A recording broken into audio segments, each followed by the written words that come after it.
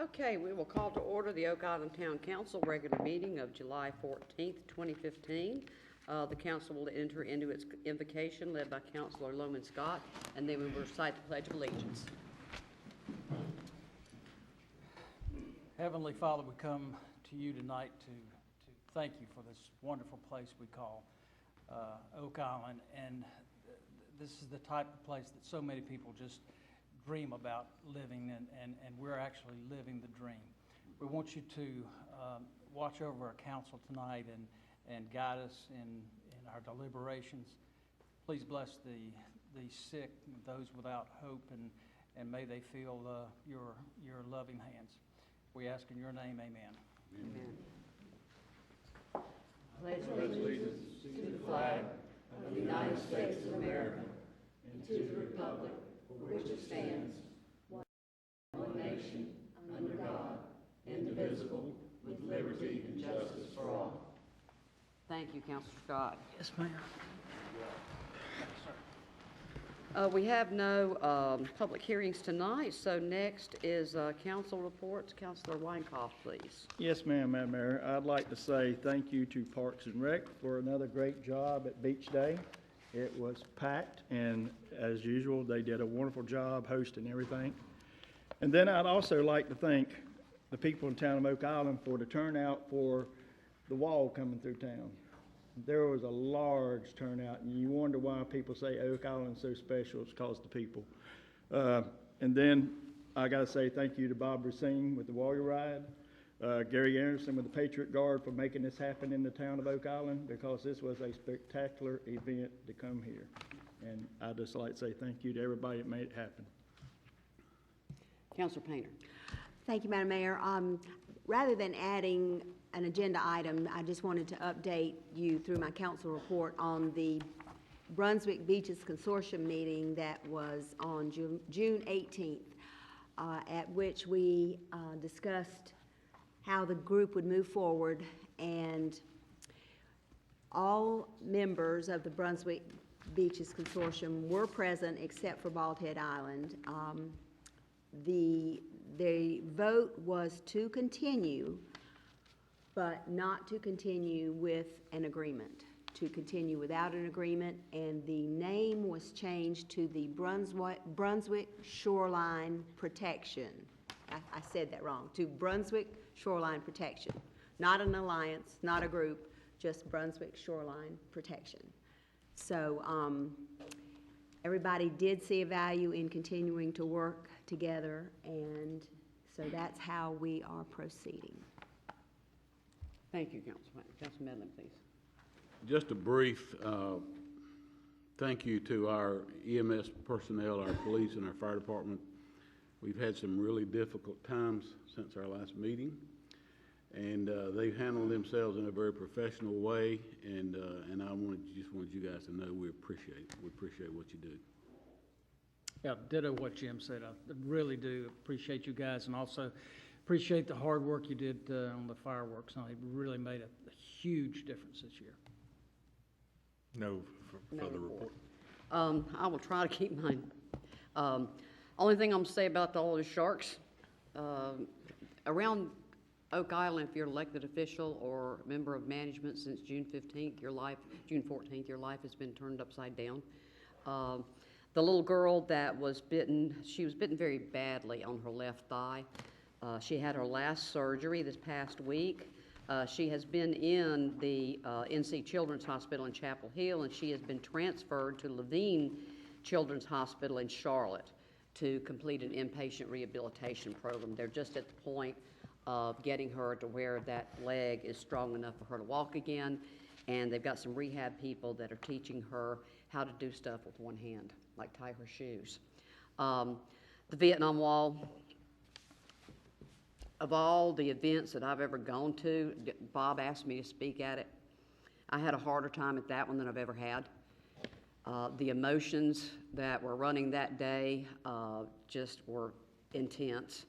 Bob and Gary Anderson told me that they were expecting maybe 1,000 people in a day just to come through.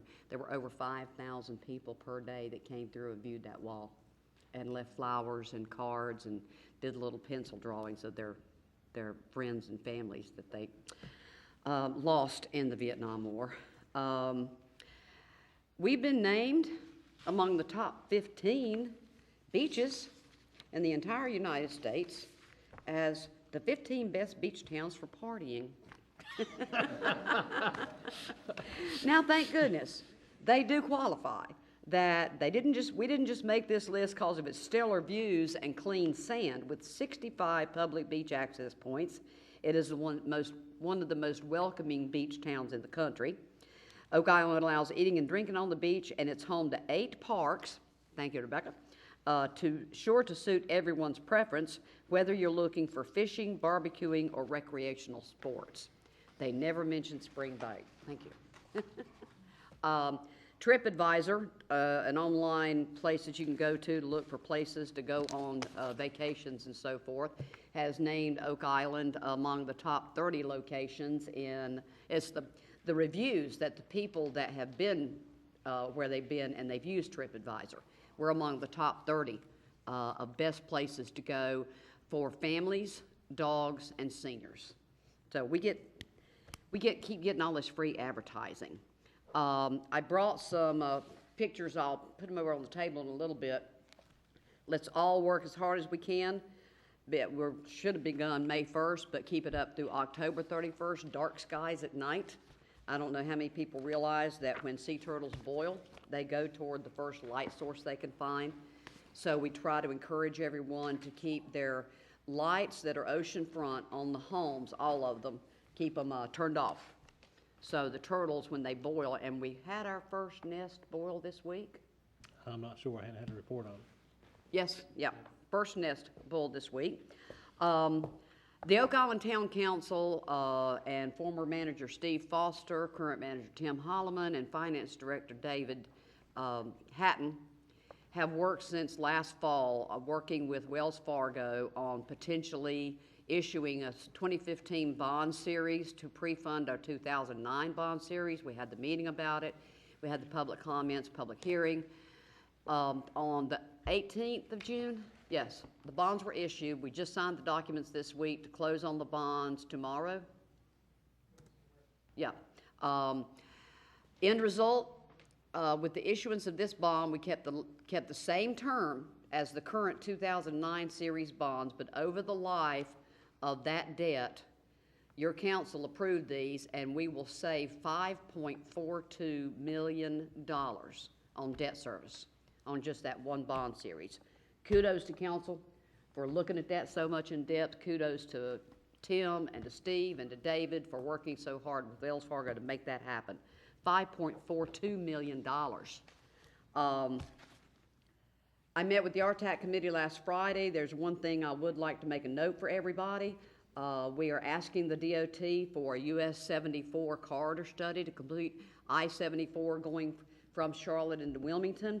There's a section of it that the current plans, the current drawings loop the road 74 to come down to 17, down I think it's east of Highway 211, straight through the Green Swamp and the Waccamaw Preserve.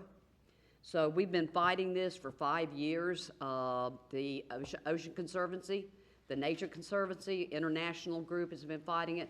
It would go right through 2 nature preserves. So I think we have convinced them. The RTAC committee voted unanimously last Friday to state the importance of extending the corridor down to Pender County and I-140, closer to Wilmington, and then bring it down to 17 and go back down south. That way we completely avoid 2 nature preserves. I hadn't thought about this, but the Nature Conservancy made the point. If they come through there, they do controlled burns to manage the wildlife and the vegetation in those nature preserves. And they would have to do controlled burns on either side of an interstate highway. And the people on the interstate highway are going to have to put up with smoke. And there would be times they probably would have to shut it down. So I think we have convinced the DOT to change that. One more quick thing. Since January of this year, this calendar year, our collections department, our tax collections and assessments in past due ad valorem taxes, personal property taxes, and assessments have collected, and the interest on them, have collected between $2.5 and $3 million past due taxes and assessments. Yeah, good job. I need to say it again in case some people don't realize it. When we calculate your ad valorem tax rate, we have to take into account the collection rate. And so the higher you can get that collection rate, the lower your taxes can stay, because you don't have to pay for all those people that aren't paying. And I think I covered everything, did I? Okay, next. Presentations, proclamations, and recognitions. If I could please ask all the members of our police department that are here this evening to come up and stand with me at the podium.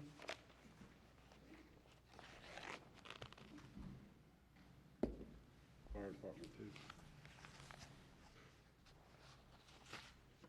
Chief Edinger, Chief Anselmo, front and center. You guys were just as involved in managing all of this. And if y'all don't mind, please state your names and, hey, Paul. State your names and positions. Officer Clifton Nelson. Officer Carson Perry. Master Patrol Officer Willett. Sergeant Greg Giffens. Officer David Everett. Officer Michael York. Master Officer Frank Cook. Sergeant Paul Harris. Officer Marty Harris. And this is Police Chief Van Edinger and Fire Chief Chris Anselmo. I'm going to read every word of this one. Whereas citizens rely on Oak Island Emergency Services personnel to provide fire, police, and emergency medical services at all times of the day, every day of the year. And whereas on June 14th, 2015, emergency services personnel responded to two separate calls about shark bites, one at 4:17 p.m. at 1417 East Beach Drive, and the other at 5:40 p.m. near the East 55th Street beach access. And whereas, fortunately for the two victims, beachgoers responded immediately, performing life-saving measures until local emergency works arrived. And whereas, thanks to the quick actions of onlookers and the quick response by emergency services personnel with the Oak Island Fire Department and the Oak Island Police Department, both victims are alive and recovering. And whereas it is comforting and gratifying to know that emergency plans and training are more than books on shelves and classes attended, and that when our emergency responders are needed, they respond quickly and professionally. And whereas assistance from and cooperation with Brunswick County departments and the AirLink helicopter crew is much appreciated by all. Now therefore, I, Betty W. Wallace, Mayor of the Town of Oak Island, do hereby proclaim that the Oak Island Police and Fire Rescue Departments deserve our heartfelt gratitude and praise for a job well done. I further encourage citizens throughout the town to show their appreciation for these hardworking men.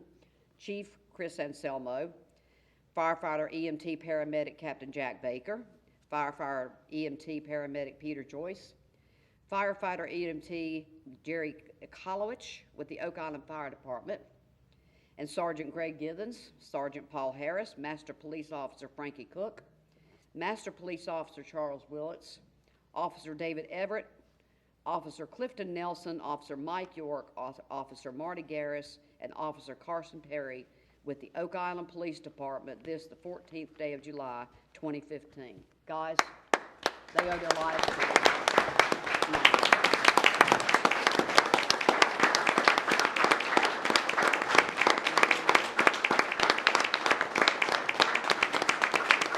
Thank you. Thanks, guys.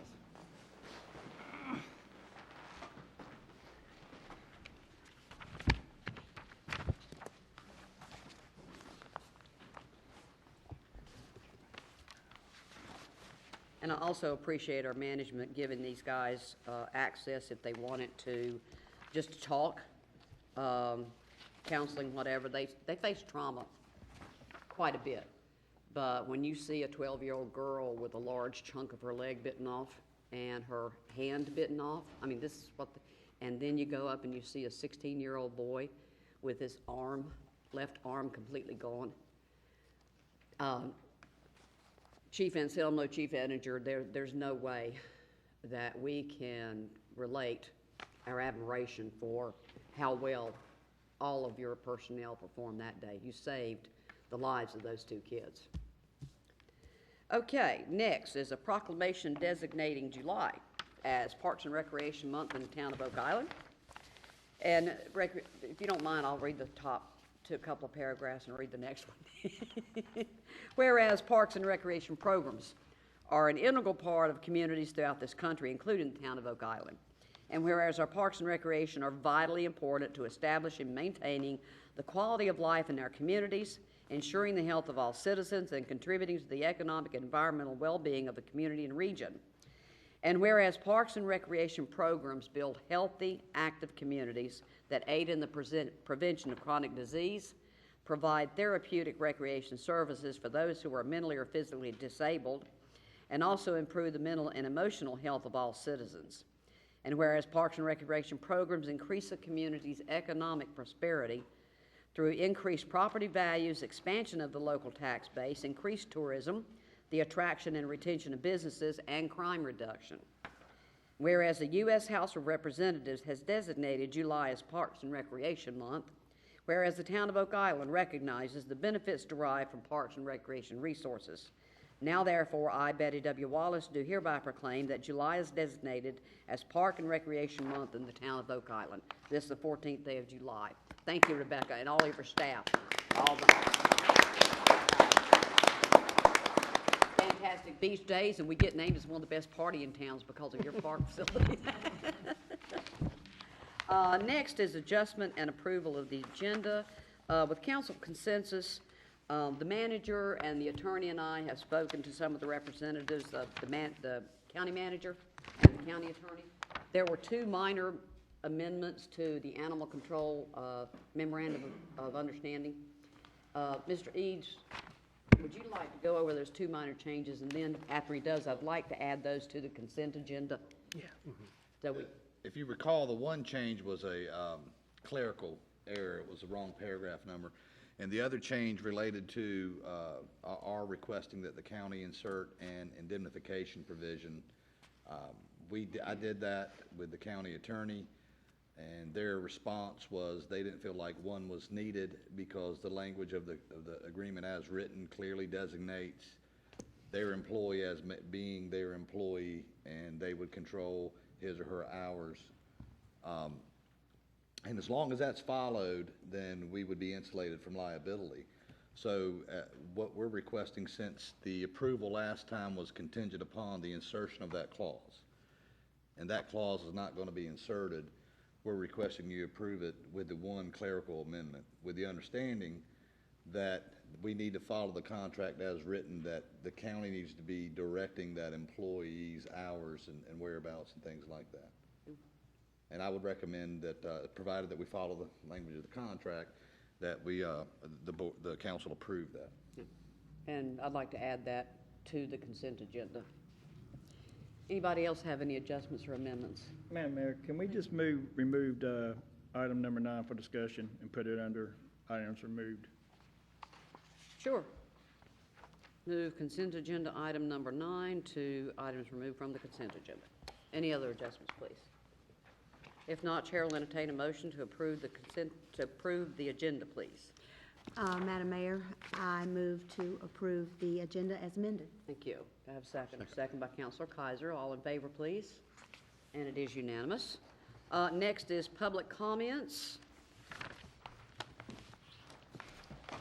And these are on general topics and agenda items. You have 5 minutes to speak. When you come to the podium, state your name and address. What about Pardon? items removed from consent agenda? Oh, items, we haven't approved, we're not to that point yet. When we get down to approving the consent agenda as amended, then we'll do the items removed from the consent agenda after public comments. Okay. First to sign up is Judy Reynolds. Yes. This is new for me. My name is Judy Reynolds. I have a residence at 216 Northeast 68th Street. It is not my primary residence, but I do try to come once a month. It was brought to my attention a week ago,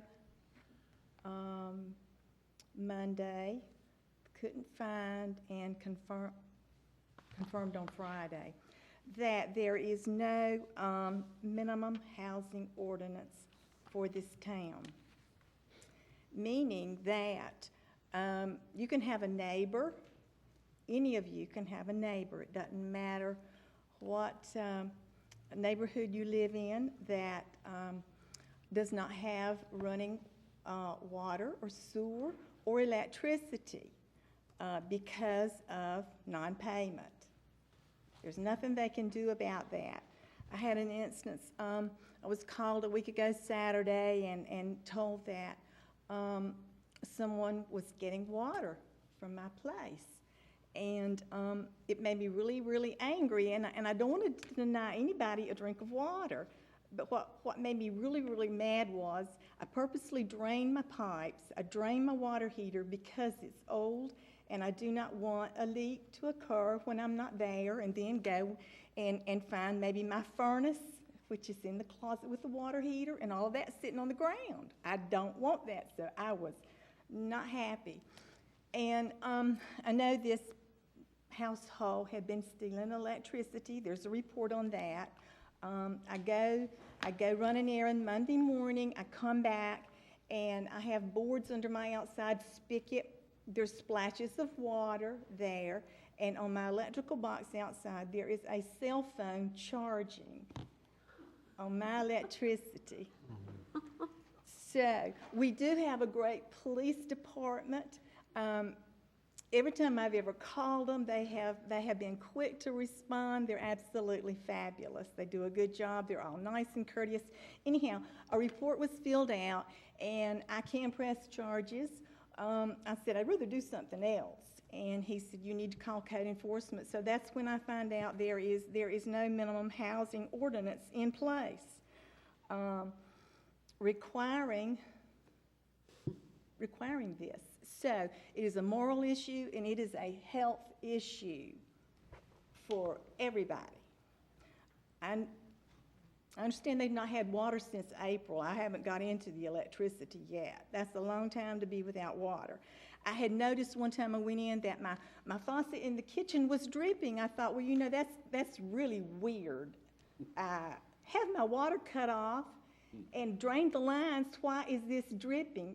And I can't be for sure when that happens, so I don't know how long they've been cutting my water on.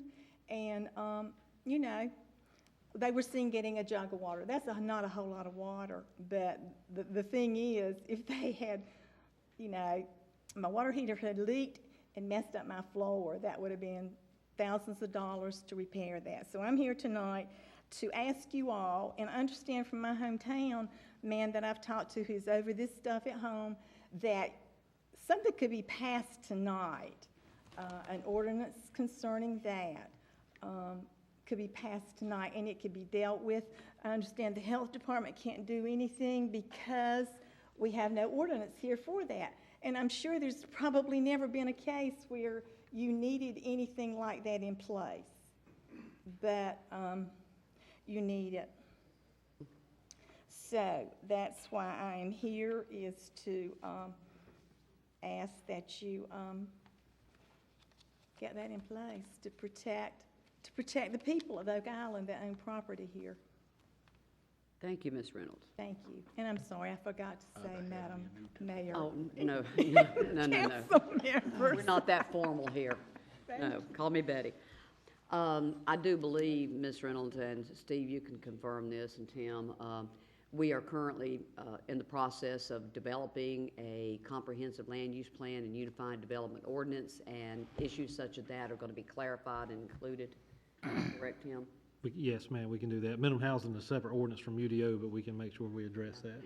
And in the meantime, I mean, stealing your electricity and stealing your water would not even come under this. So I guess you can just help. Just every time you see it happen, call the police. Next is... A lot of people are afraid to speak up because they're afraid of damage to their property. I know. I've run into lots and lots. give me a call. Give me a call tomorrow. Okay, my home phone number is on the town's website. My home phone number is all over the internet. So look on the town's website, and you can get my home phone number. May I say something? Please. Yeah, I was not aware of this. I'm actually shocked that we could have a house to not have water and people trying to use the bathroom. I mean, this is just a terrible health hazard. And it's going to be some time before we get the unified development ordinances in. I mean, could we get some kind of consensus to have staff work on some kind of minimum, at least no water or something? We can move forward on that. That's what Ms. Reynolds was talking about. That falls under general police powers, and there's like stages to the minimum housing ordinance. And I think Lisa and Steve had gotten a copy of another town's minimum housing ordinance a couple of months ago before I started, but I don't think they had time to actually flesh it out, that type of thing. So we can move forward on that separately. It does get a little bit complicated on enforcing that in owner-occupied homes. So there are a lot of nuances to that, to enforcement. It looks like a house with no water should, we should have power of condemnation automatically on that. Well, there's usually a three-step process you go through before you get to the condemnation, and that's why we need that minimum housing ordinance. Whatever it takes, I think we should get on it right away. And we had, years upon years ago, we had a situation, they just didn't pay their water bill. Now, the house was in good shape, and they were stealing water from their neighbors. And I don't, for the life of me, remember what the ultimate resolution to that was, but the house fell well within our housing standards. They just didn't pay their water bill. So that, like you said, that became a police matter. I've just seen it, not many, but a couple of times here the past couple of years. We can have some sample ordinances for the council to consider and move on from there. Next month or? We can have some sample ordinances next month, and you may want to look at it before you actually adopt it. Okay. But we'll have some for you to look at. Thank you. Okay. And Ms. Reynolds, please do give me a call tomorrow, okay? Betty Hupp, you're up next.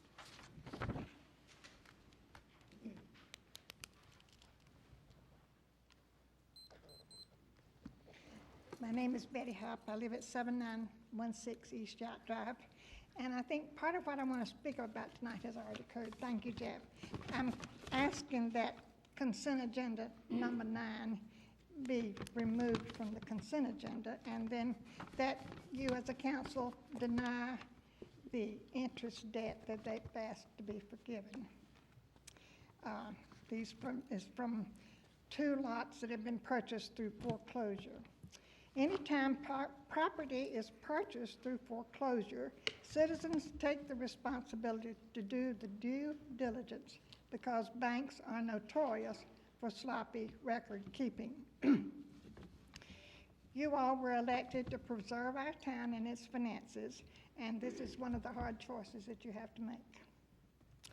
You are the keepers of our monies, and in that keeping, no matter the circumstances, you have a fundamental duty to preserve our monies to the best of your ability.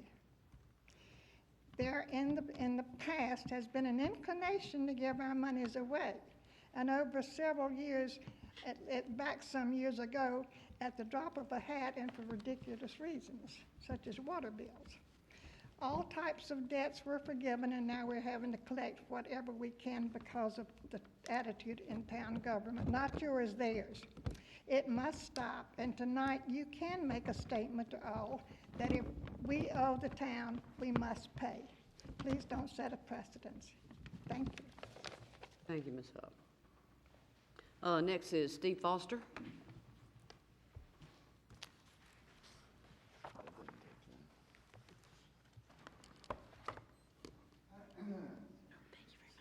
Steve Foster, live at 6634 Kingsland Drive. A couple things I was just wanting to talk to the board about for a few minutes. Number one, I just want to let you know that y'all look really nice tonight. You look nice and clean and rested. And Tim, you especially look good over there. Brian, not so much. But anyway, I appreciate the opportunity to be here and speak. Does anybody know what today is, what kind of national holiday in Europe this would be? In Europe? Bastille Day. Hmm? Bastille Day, yeah. Bastille Day. The reason I bring this up, July 14th, 1789, The French people stormed the Bastille, or the national prison, released all these prisoners, and then they summarily went out and started hacking people's heads off with guillotines. These were all public officials. So I just want to mention that we're very fortunate to be living in this country in 2015 instead of July 14, 1789. Very important date to remember and something to very much appreciate. I had a couple of items I was wanting to bring to your attention tonight. First and foremost, I wanted to thank the board for the stand that they took on the Eastern Channel project. While there was opposition to the project, the board was wise enough to see the obvious benefits that have come to fruition with its completion.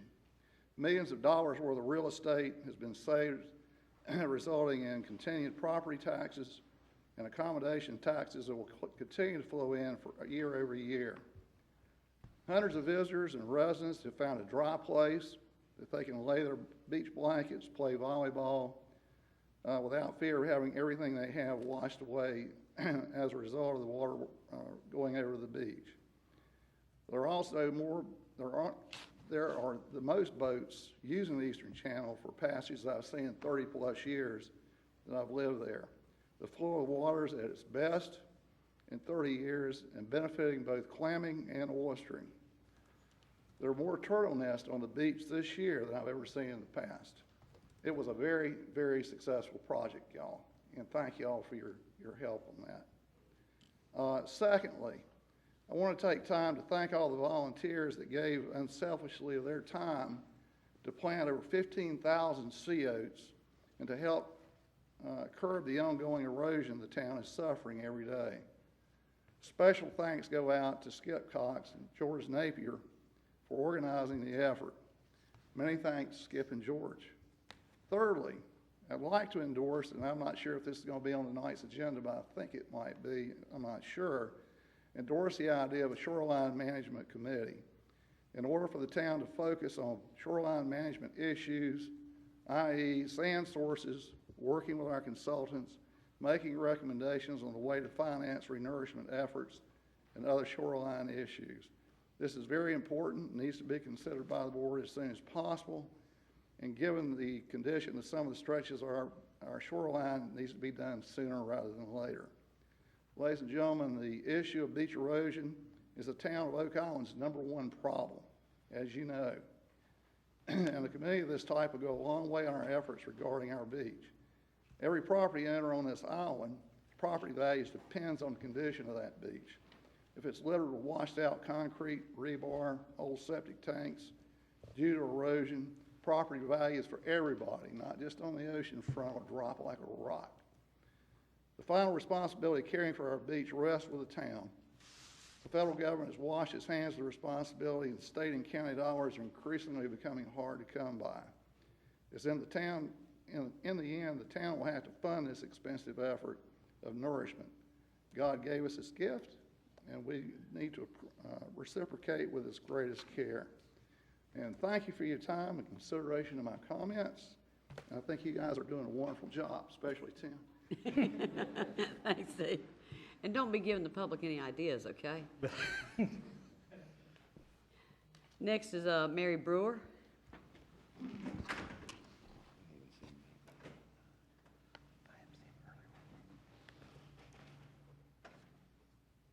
I'm Mary Ann Brewer, 3524 East Pelican Drive. This time last year, I stood up here and I complained about the fireworks. So I want to say a big thank you to whomever was responsible for getting those signs up about fireworks prohibited. This is the quietest season I have ever heard. 1 week before the 4th, there was a couple of instances, but then we had some rain, so I think that sort of dampened that night. And we didn't have any more until the 4th of July. And you're not going to stop people from blowing it on the 4th of July. But they quit before midnight. That was the wonderful thing, because last year they didn't.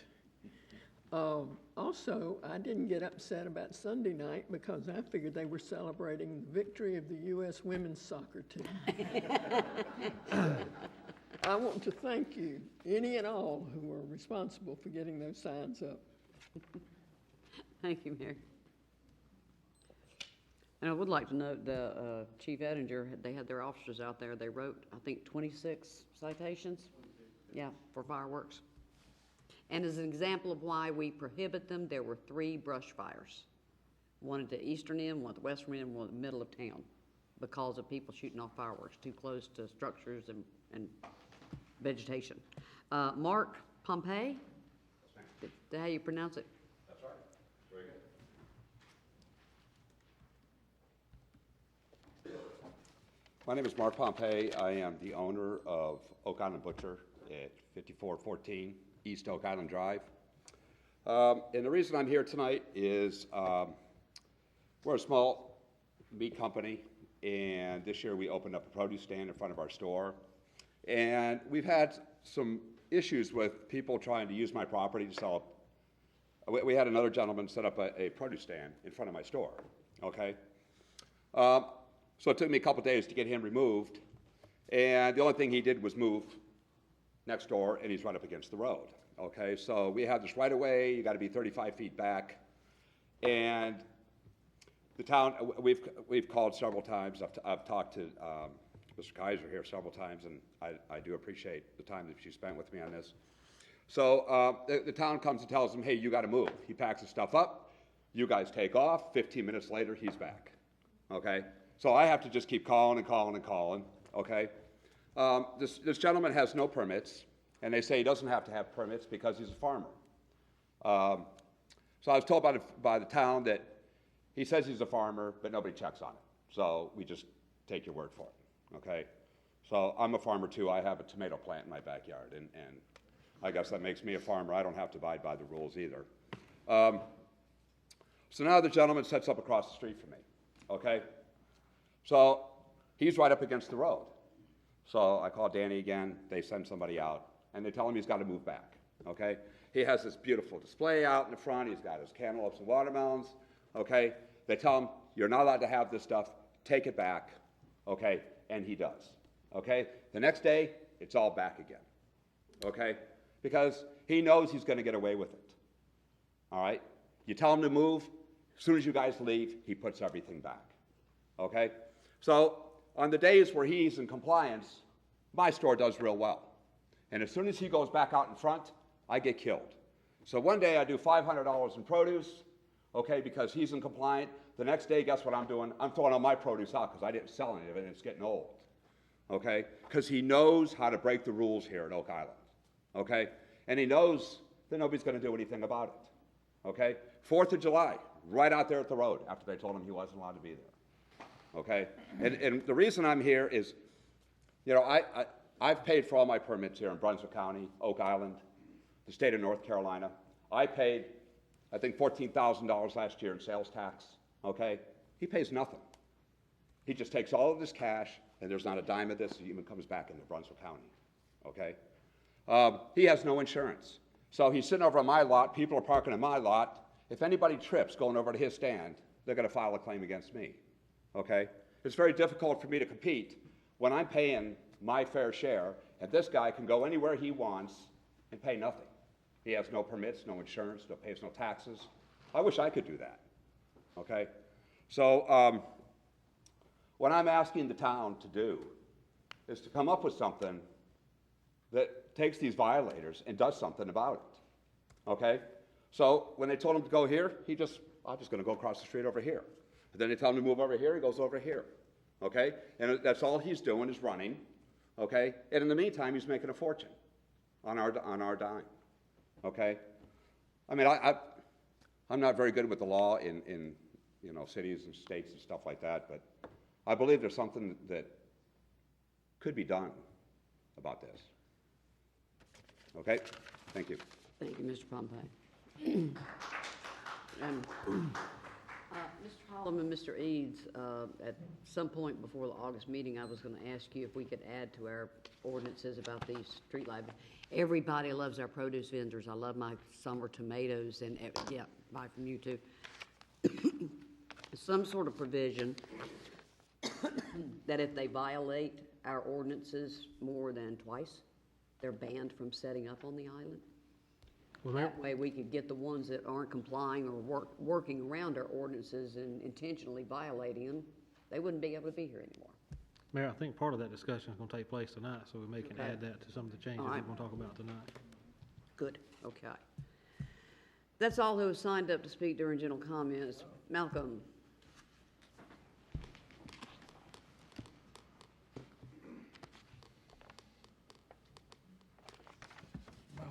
Malcolm Morrison, 119 Southwest 21st Street. You're going to consider the kayak ramp and walkway at Bill Smith's Park. Won't you think kindly of it? That was a recommendation of the 2010 Ocean and Estuarine Access Plan. Scale back to something about this size.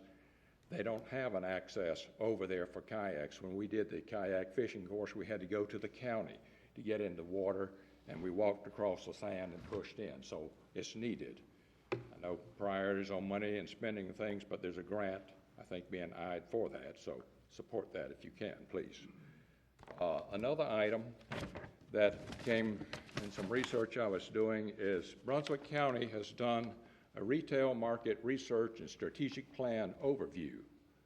As we start looking at things ahead and planning for development in Oak Island, this plan was completed or dated 10/24/2014, so it's very current.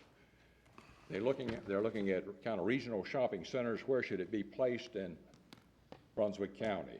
Sites they looked at were Leland, Supply, Charlotte, a couple of places there. They've got a little geographic problem down there.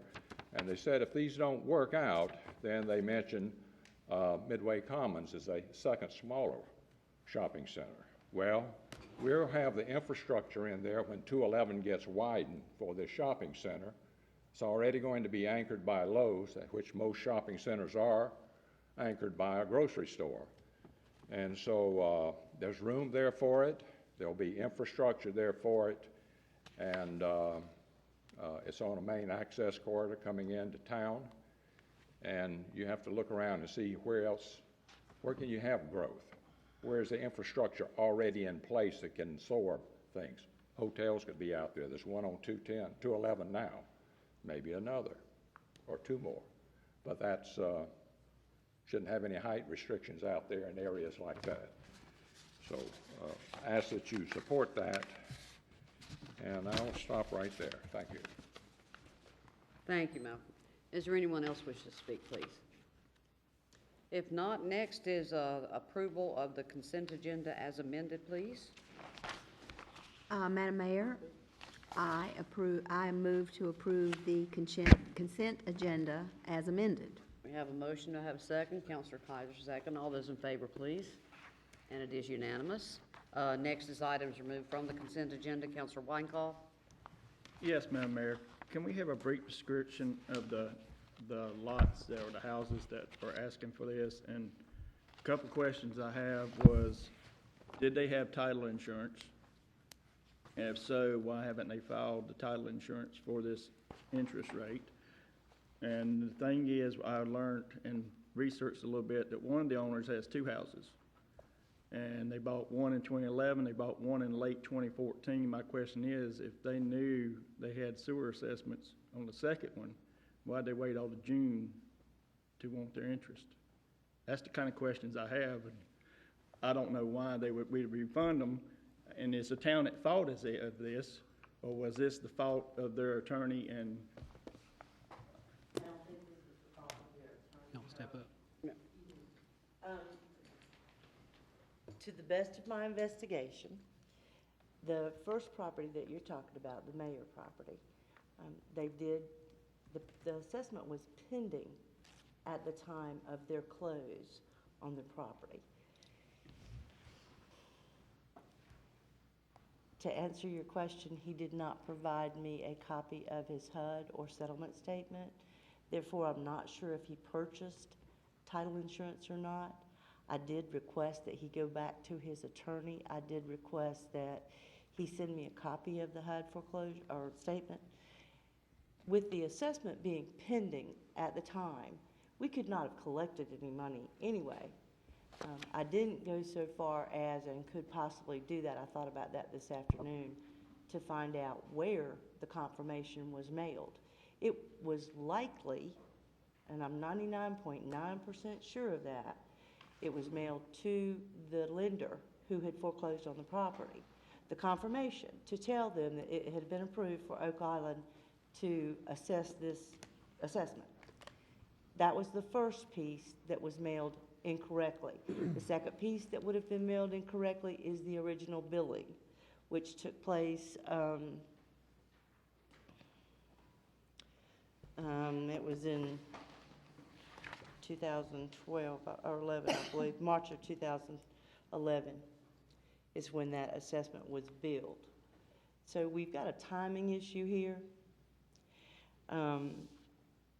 I cannot force our citizens to send me information. I can only request.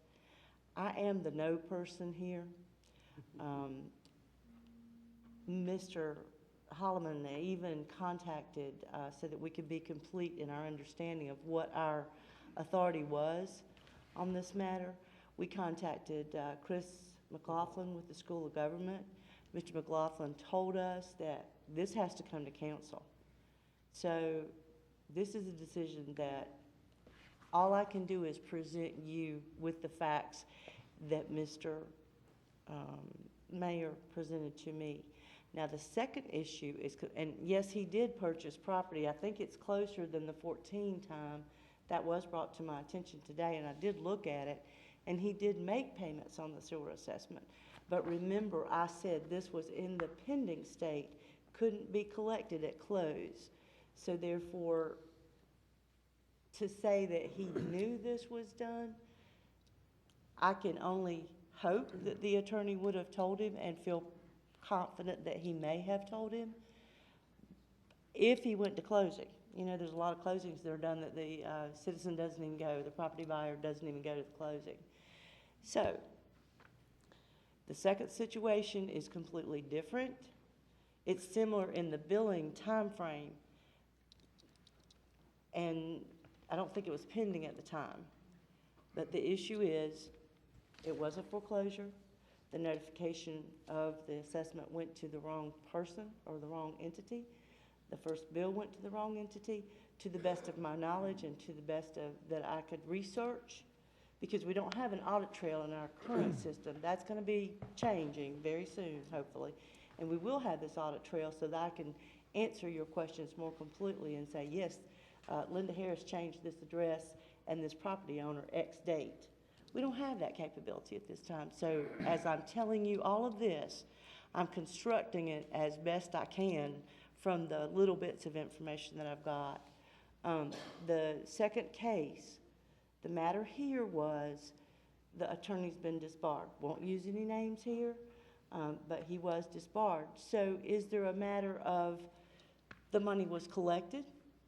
Was it not? I can't prove whether it was or whether it wasn't. The gentleman doesn't have access to the tax certification that our office sends out. As soon as both of these individuals knew of the situation, they promptly sent checks. I told them, no, I cannot release this interest. This is what the law tells me I'm bound to do.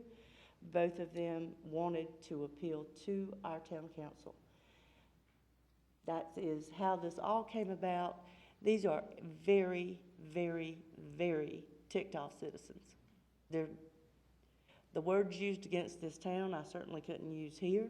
I hear that commonly. So my concern, and I think what Mr. Holloman said in a couple of emails, is our concern for our citizens that we as the town, if we messed up, we're accountable too. I mean, I understand their due diligence. I explained to them their due diligence and their obligation. But I'm going to tell you, if I paid a real estate agent, an attorney, and likely the title insurance, I would have thought, as John Q. Public, and excuse me if that's not correct, but that's how I refer to it because it represents everyone, I would have thought I did my due diligence. I work in this business. I would have done more. You all work in this business, or you're up close and personal and hear these things. But these citizens paid their bills as soon as they knew they were due.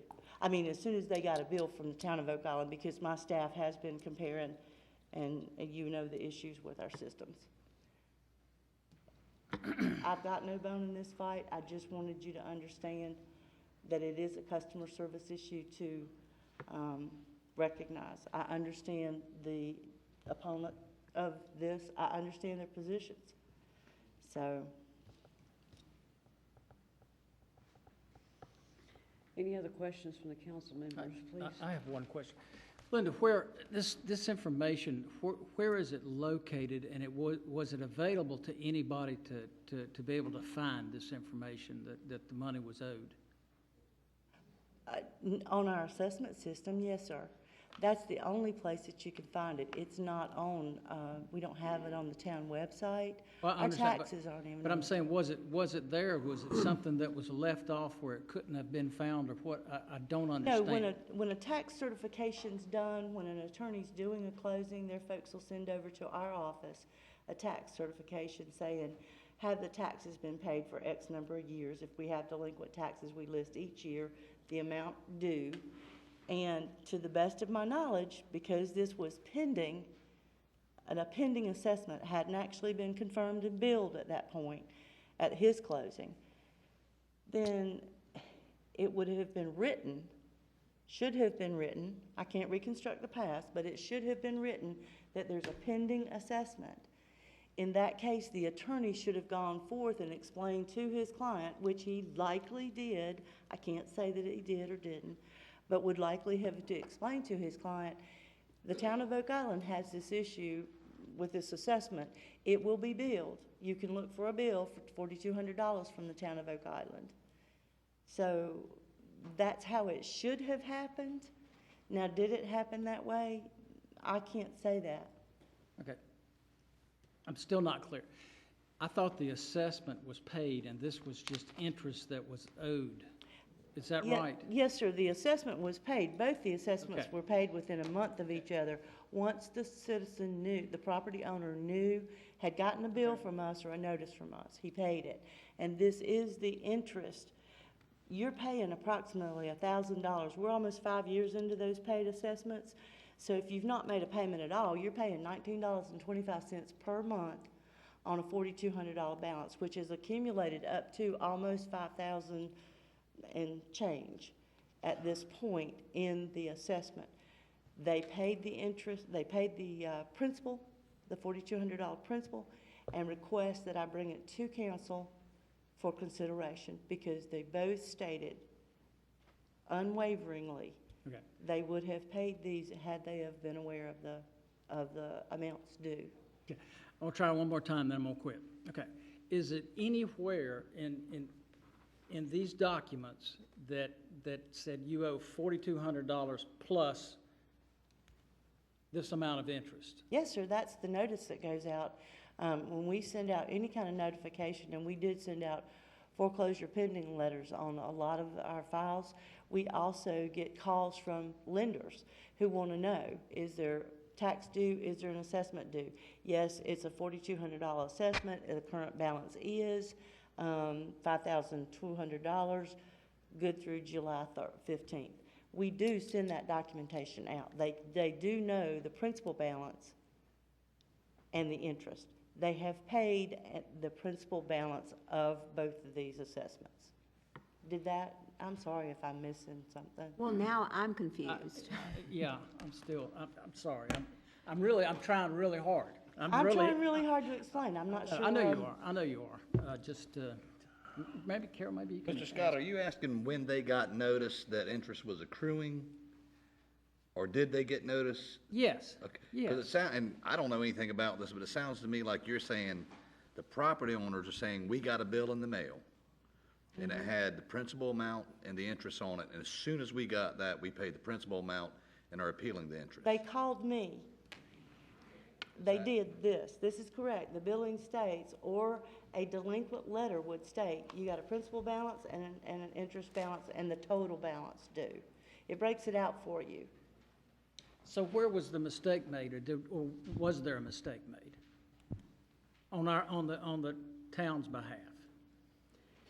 Why wasn't the assessment paid at closing? I mean, I'm that's- sorry, what? Why was The the pending- assessment not paid at closing? There's two separate issues here. The first one, Mr. Mayor's property, that was a pending assessment. Therefore, it had not been confirmed, it had not been billed.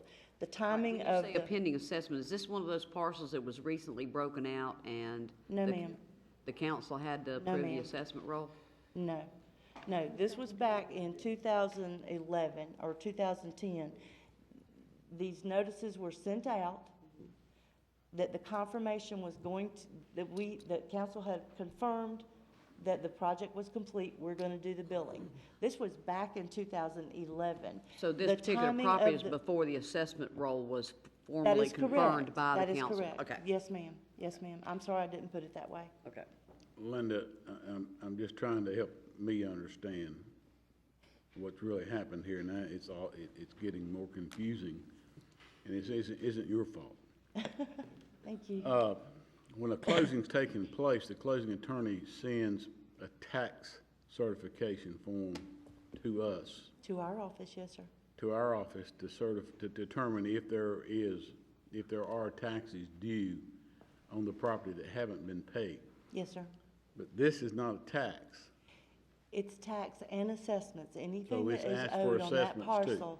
Yes, sir, it's my Okay. office's obligation to let that attorney know. Okay. Does this, other than water, we can ask that they pay delinquent water bills, but we can't force that. We can force the issue on assessments and taxes. Okay, so this assessment should have shown up on that request when we No, sent sir, it back. wouldn't have shown up, that's what I'm saying, because it was a pending assessment at the time. On one, but The- not the other one. That is correct. But on the other one, it's a totally separate issue. We're not sure exactly what that attorney did, whether he took the money, what happened. There's no documentation on that one, and he's been disbarred. There's no way to get information on that one. On the Okay. first one, the council had not confirmed the I assessment understand, roll. I understand that. But when an initial bill went out, is that where, on the first one we're talking about, when an initial bill went out, it did not go to these new owners? No, it did not. The notice they- of confirmation, So excuse it me, went Lisa, to weren't the there notice bank? of confirmations? Notice of confirmation of assessment is published, not sent. Okay, And as I understand it, the bill was a courtesy, but right, and the bill is a courtesy, that is true. That is true. Do we know where it went? Most likely, I don't have a copy of it, we don't have an archive on that. Most likely, it was sent to RBC Bank, who had foreclosed on the property. The first notice, the second notice, and likely the third notice, because we're into 4 and 5 year of this assessment. So everything got sent to RBC Centura. May I ask a question, Madam Mayor? Oh, please. When the notices were sent to the bank, was the bank the title owner of the property? No. Or had they already No. bought out before closing? Right. The foreclosure was purchased from them.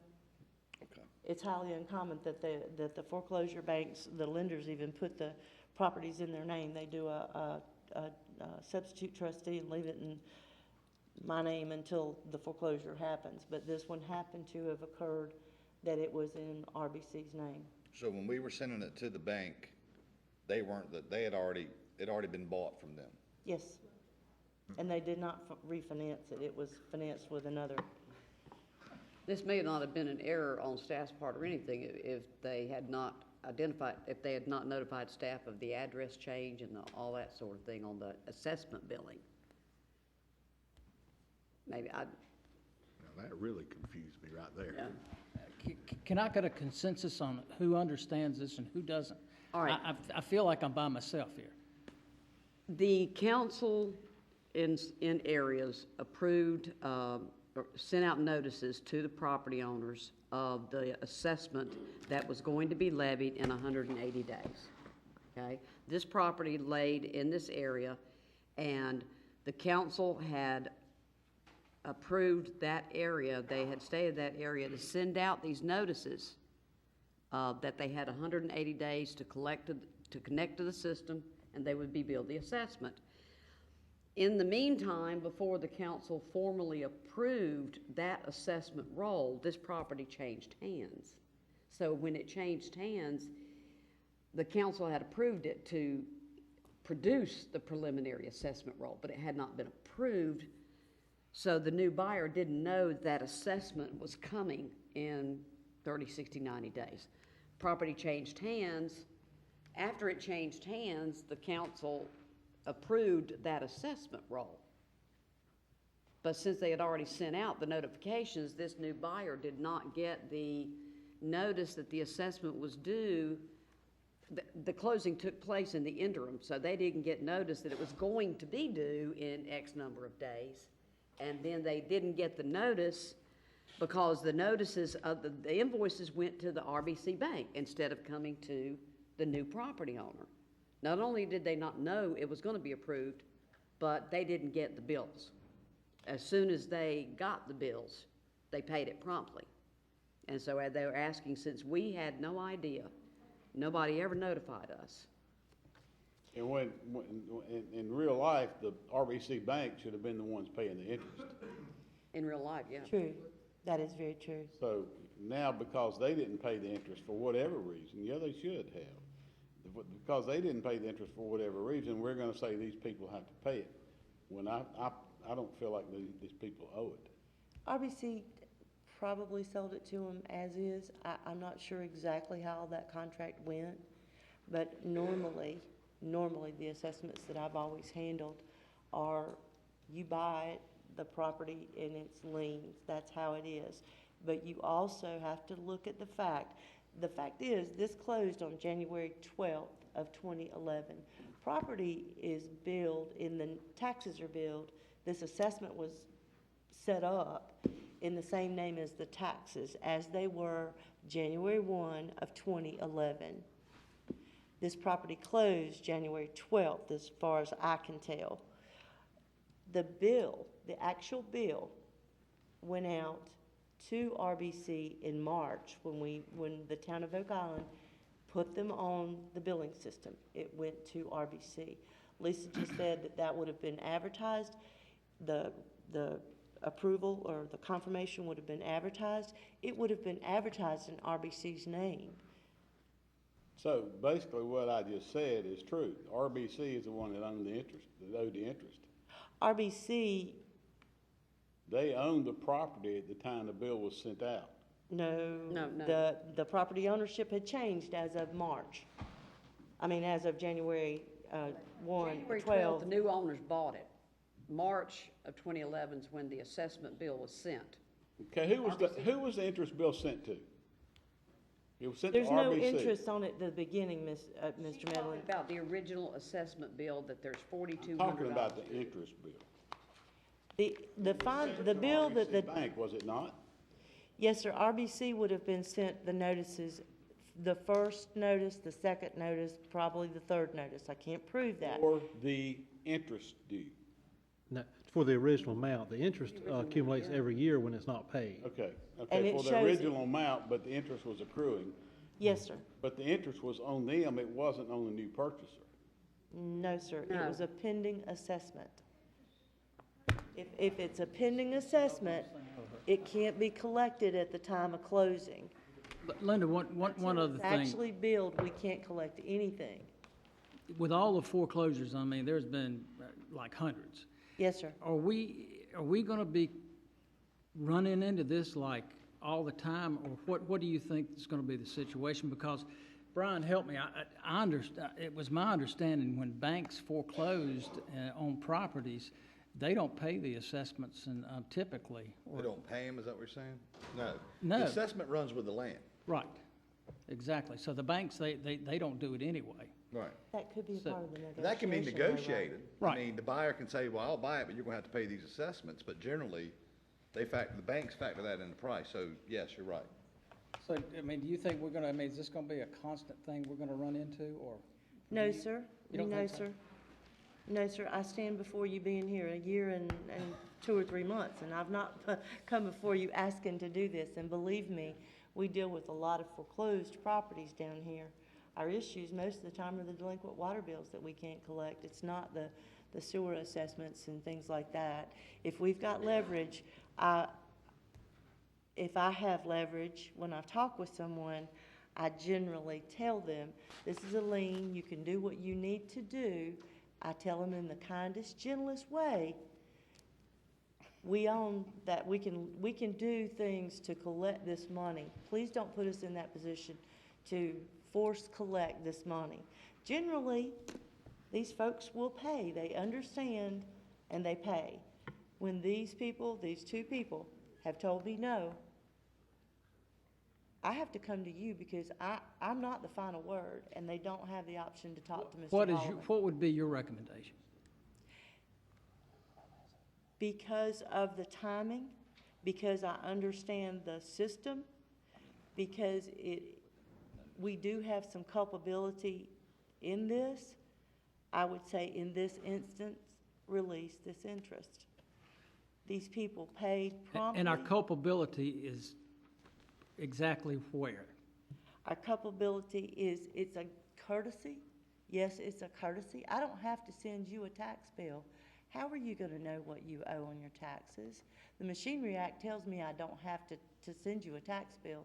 That, to me, is a little bit pushing the envelope because our taxpayers need to know. I need to know what I have to pay at my home in Liberty, because otherwise I'm not going to sit down and call the county and find out what the value is and, oh, what's the tax rate this year? I need a statement. Is that, I mean, I am not gullible, believe me. I've been doing this for a long time. And so these people who say, I didn't get a statement, that's not a reason to not pay me. That is not a reason. Right. And generally, I can look at your tax file and I can see that, yeah, you paid 2011, 2012, 2013. You were late. Why were you late those years? And you want me to believe you didn't get your statement? Mr. Scott, I don't take this lightly. I don't want to set a precedent. I deal with all these citizens who are upset, who demean the town, who walk out of my office, I'm going to go talk to somebody. That's fine. But in this situation, I feel like the only thing that would be fair to these people, because they were so prompt when they received notification, is to give them the benefit of the doubt in this situation. I understand the opposition to this. I certainly do. No, I don't have opposition over one thing or another. It's just difficult for me to wrap my head around this, and I I think hope if you you were to understand write because the dates down, it would help. Would that help? And the first one's fairly clear. I Right. mean, the staff, even though they did not have to send out the notices of the assessment amount due with the interest due, they do. And they sent it to RBC Centura, who had not been the owner of that property since the closing on January 12th of 2011. and who wasn't going to pay it anyway. The new owners who bought it in January of 2011 was before the assessment was approved on that parcel in March of 2011, okay? So after the property had changed hands and after the assessment was approved, the bill went back to the bank instead of to the new owner. They didn't get a bill. They had no idea, they weren't informed when they bought the place that there was an assessment coming down. They didn't have a clue that that assessment was due. As soon as they found out, they paid the bill, right? Yes, ma'am. Yeah. My last question. Yes, sir. If they bought it in 2011 and they didn't pay it till 2015, did we not mail them something every year? That's the problem. We didn't know the ownership until my staff has compared ownership. The assessment file and the tax file do not talk to each other. If you read my presentation, they do not exchange information. I can't speak to the past, but I know what my staff has done in the past year and months.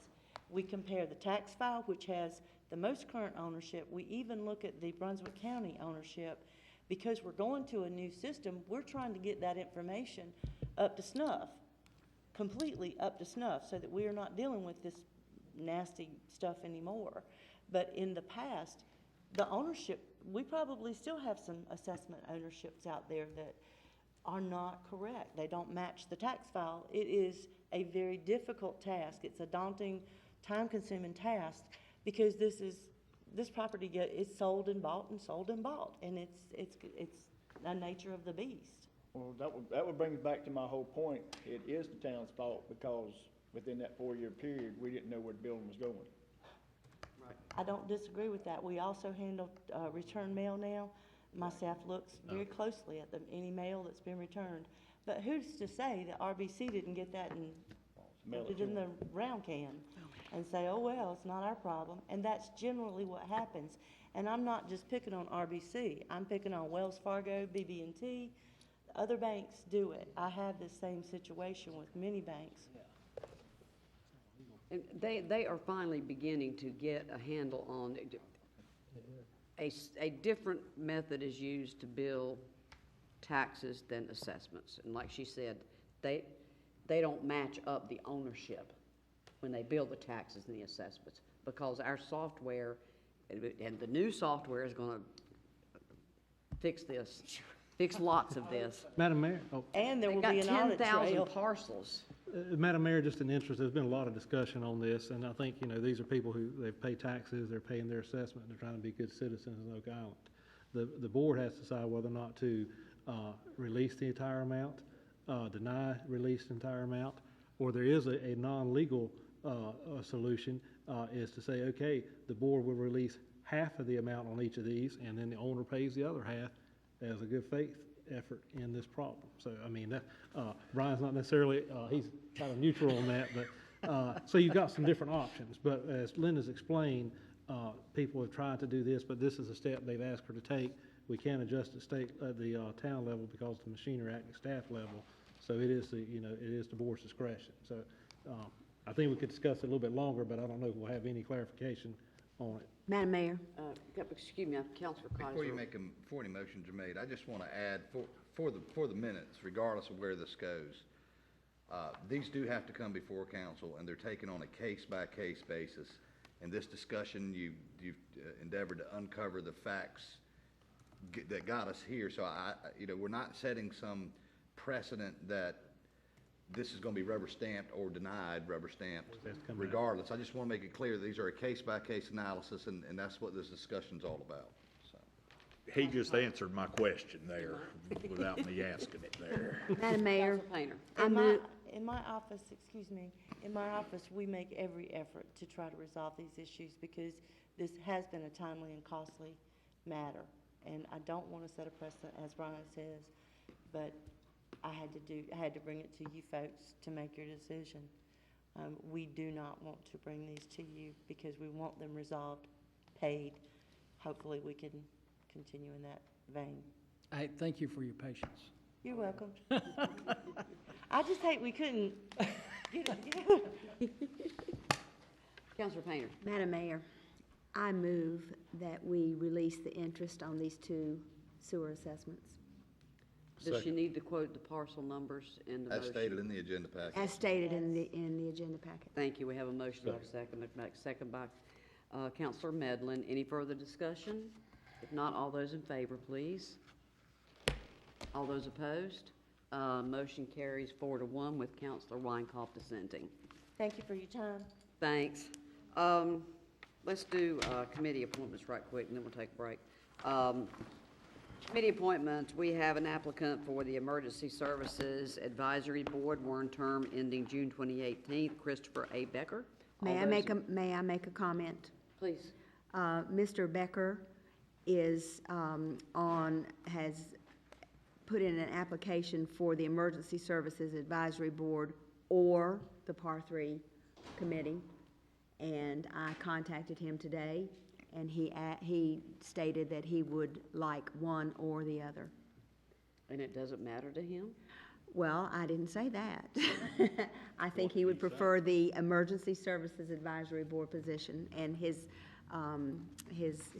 seems to be well qualified for that. He's a retired firefighter. Okay. All those in favor, please. And it is unanimous. Okay, next is the Environmental Advisory Board. We have 2 terms open ending June 2018. For one of those terms, Pam O'Rourke. All those in favor, please. And it is unanimous. Now, with the Par 3 golf course with Mr. Becker, and I meant to ask our clerk why we have to, we would not consider him, he wants to withdraw his Sounds to me like application he for that was one. withdrawing from that. Okay. Okay, we've been in session for an hour and 15 minutes. Let's take a quick break, please.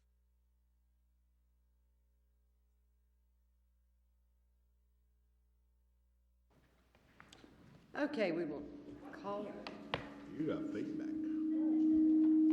Hello. There it goes.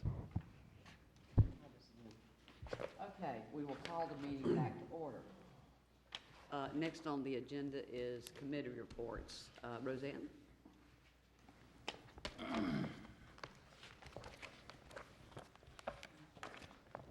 Roseanne Fortner, 113 Paula Circle, reporting for the Beach Preservation Society. Yep. Beach preservation is very busy in the summer. Wow. Oh, too, do we? Some of the things that we do are town events.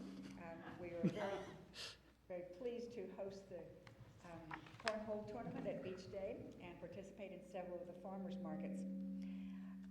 Other things we do in the summer, we bring on ourselves. We have... Roseanne, yes. Can you try, Kyle, do we need to try moving that microphone? Probably up. Up, right like that. Well, it is up, isn't it? Yeah, it seems to be very echoey in here. Put it down. It was down to start.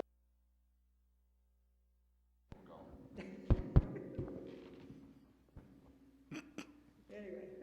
Sit down, Brian. I made it worse. Step out front and use my school teacher voice. Okay.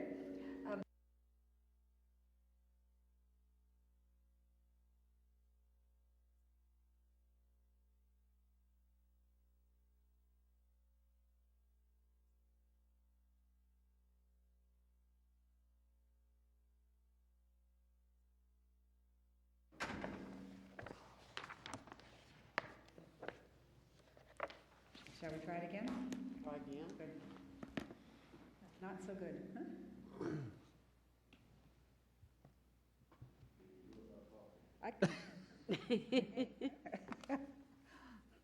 If I can just step to the side, is that all right? Huh? Yeah, maybe that'll help a little bit. Okay. Turn it to There the you go. side. Maybe that'll help. Anyway.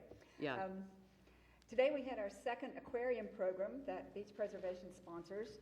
The outreach coordinator from the Fort Fisher Aquarium comes over with a special program.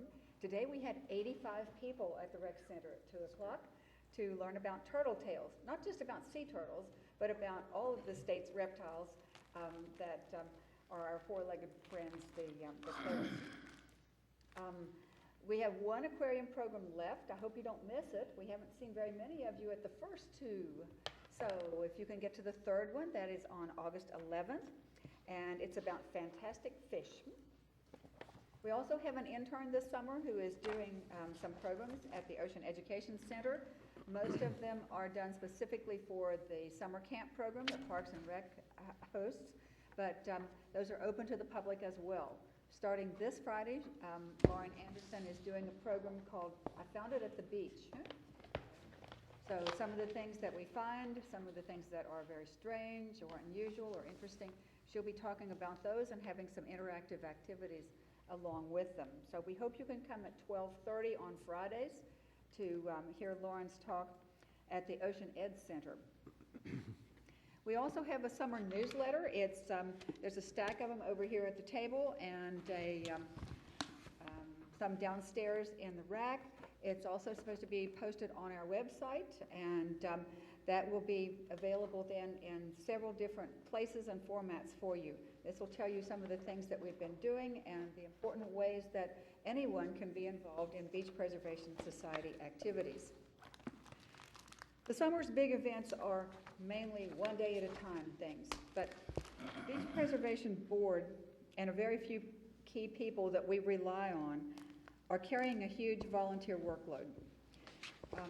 We need a few more volunteers to step up and serve as Adopt a Beach Access parents, for instance. An Adopt a Beach Access parent is responsible for maintaining the doggy box, keeping it filled with bags for people to clean up after their pets, for picking up cigarette butts and other kinds of debris in the access area itself, and halfway to the next access on the beachfront.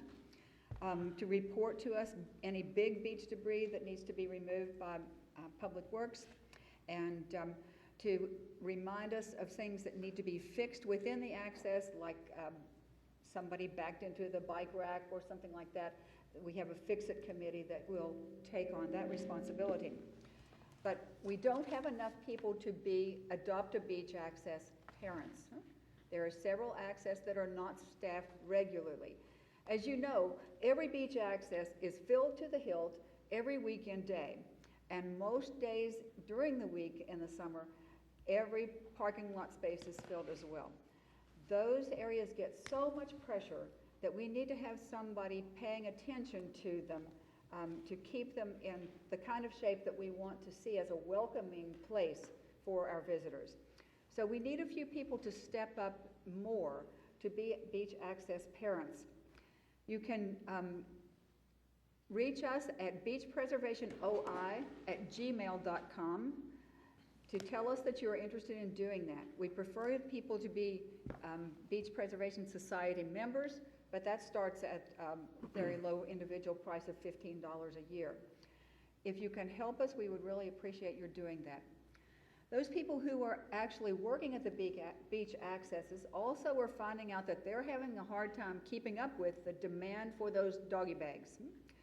So we almost always can go to the ones that are at our access and find that there are 3 left in the bottom. If we're lucky, there are 3 left in the bottom. But we need to have more people take responsibility. If you're going to the beach, please grab every bag that you got at Food Line and Lowe's and Harris Teeter and wherever, and tie them up in little knots and put them in those boxes at the beach access, so that other people who are not as diligent as you are in sharing their recyclable plastic bags can take them to the beach. Those are being used not just for dog bags, but for ballast for the canopies. Fill 4 of them with sand, put them at the corners. That takes 4 of them that are not being used to pick up after pets. They're being used for shell collection and so forth. We need to keep those doggy boxes filled with bags. If you don't go to the beach regularly and want to just give us a bunch of bags to use, great. You can bring them downstairs to the receptionist and she will know where to put them. We'll check in regularly and collect those in a storage area that we have downstairs. But we do need your help on that. It's a serious issue, mostly in the summer, but we need beach access parents all year. Now, even if you're not able to walk on the beach, you can't stand the heat, you don't have the physical ability to get out, and so forth, anything that keeps you from the beach should not keep you from the Beach Preservation Society. We have desk jobs, we have technology jobs, we have a database to maintain. So far, there are about 7 or 8 of us at any one time that are maintaining all of the functions of this organization. And we can't do it all to the quality of service that we want to provide for the beach. So if you can provide any kind of volunteer effort, please let us know through that Gmail box, beachpreservationoi@gmail.com. Please communicate with us. We try our very best to communicate with you.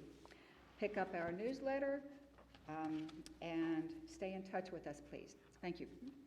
Thank you, Roseanne. Good presentation this month.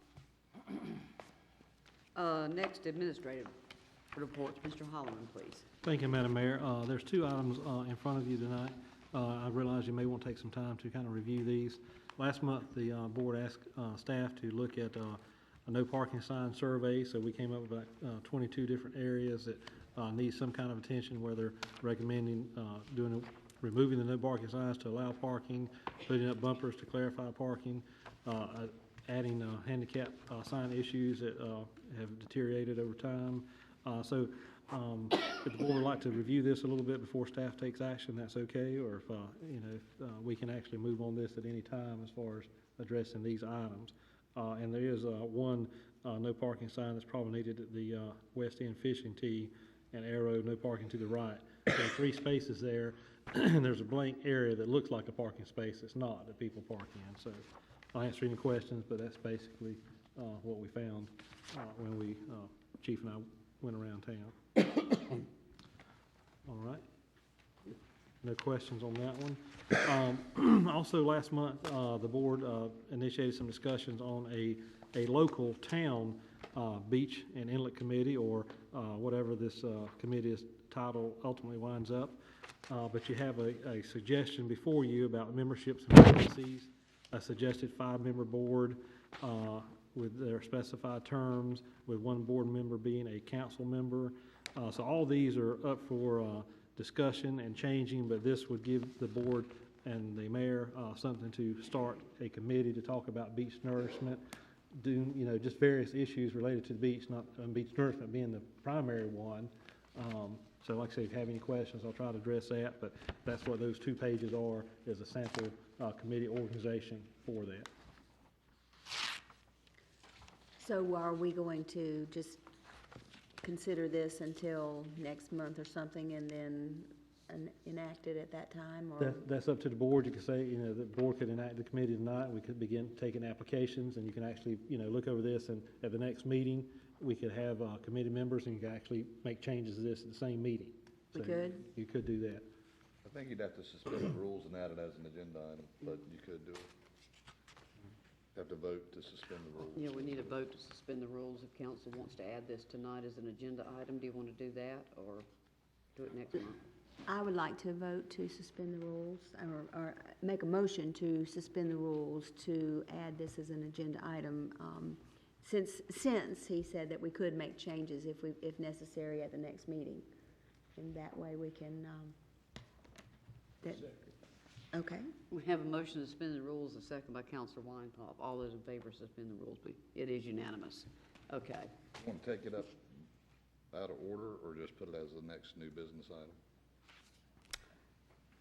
We can have a motion to add this Madam Mayor. as part of the manager's report and go ahead and consider it right now if you want to.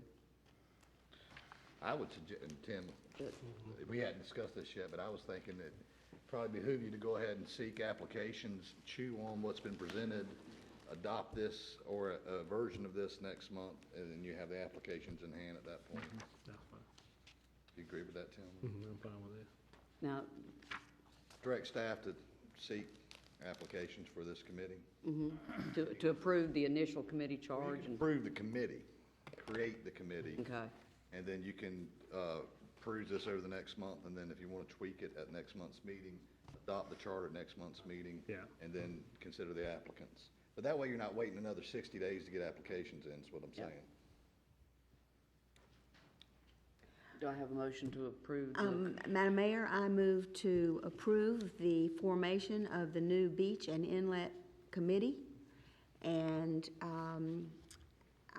to direct staff to advertise for membership on the committee. And That's all. Unless Tim wants more, that's. No, that's it. That's all we need. Second. I have a second by Councilor Weinkauf. Any further discussion by council? If not, all those in favor, please. And it is unanimous. Thanks, Tim, for putting that together. Oh, no, that's fine. And Madam Mayor, I don't have any other reports this time. Just to remind people, we do have the COG is providing planning services for us at this time, so while we search for a full-time planner. So that's all the reports I have tonight. Okay, thank you. Mr. Eads, please. We have some things to discuss in closed session about potential and pending litigation, so that would be when I make that report. Other than that, I don't have a report. Okay, we'll go into the next part, old business. Consideration of proposed amendment of section 1832 definition of building height. Who would like to begin this discussion, please? Madam Mayor, Please. I would like to ask Steve Edwards a question or two. So what is suggested here is that we change the definition of building height to say that it means the vertical distance from the average natural grade at the four corners of the structure to the highest point of the structure. Now, first question is, would we need to have a new definition of what the natural grade is, or is that intuitively obvious to everyone? To me, it would be obvious. But there is some concerns because when a lot first gets cleared, there's, you know, you got 6 inches of buildup from leaves and, you know, that top layer that go and they scrape down and, you know, so they want to know whether they're going to have to elevate from when they take and grade out the lot, from that being natural or from where the foliage sits on top of it. The matting is what it's normally called on the lot. So it may be that we might need to look at a definition of natural grade. Well, if I may, Madam Mayor, Councilmember Painter, I would suggest that we add a definition of natural grade simply because there's already questions around this issue, and the more we can make it defined by our ordinance, the less headaches we'll have going. The whole purpose of changing this is to alleviate some headaches, so let's not create a new headache trying to fix old headaches. So I would recommend if you can come up with one, if you feel comfortable with that, Steve, we I can can work make on it. something Yeah. up. With a definition for natural grade. Do we need to do that before we can act on this? I would prefer, if the new definition is going to be indexed to natural grade, that we have a definition of natural grade. So another month, or if you want to propose one tonight, I don't want to put you on the spot because this is. I'd rather come back in a month with a definition of natural grade. Council consensus, we deferred this item to the August meeting so that code enforcement, the attorney is advising that we have a definition of natural grade. Well, I mean, how Steve, they're not ready tonight I'll give you to an come up with a example of what I'm definition. talking about. How thick is the natural, there's a mat, we're talking about generally. Generally, it's about 6 inches. Okay, so I mean, that's half a foot. Yeah. And if they're saying we're measuring from the top of the mat versus when the mat's removed, you've got a 6-foot height differential, and if they're building to the max, we're going to be, could be discussing, this is 31 and a half feet tall building. And they're going to say, no, it's not. Does that make sense?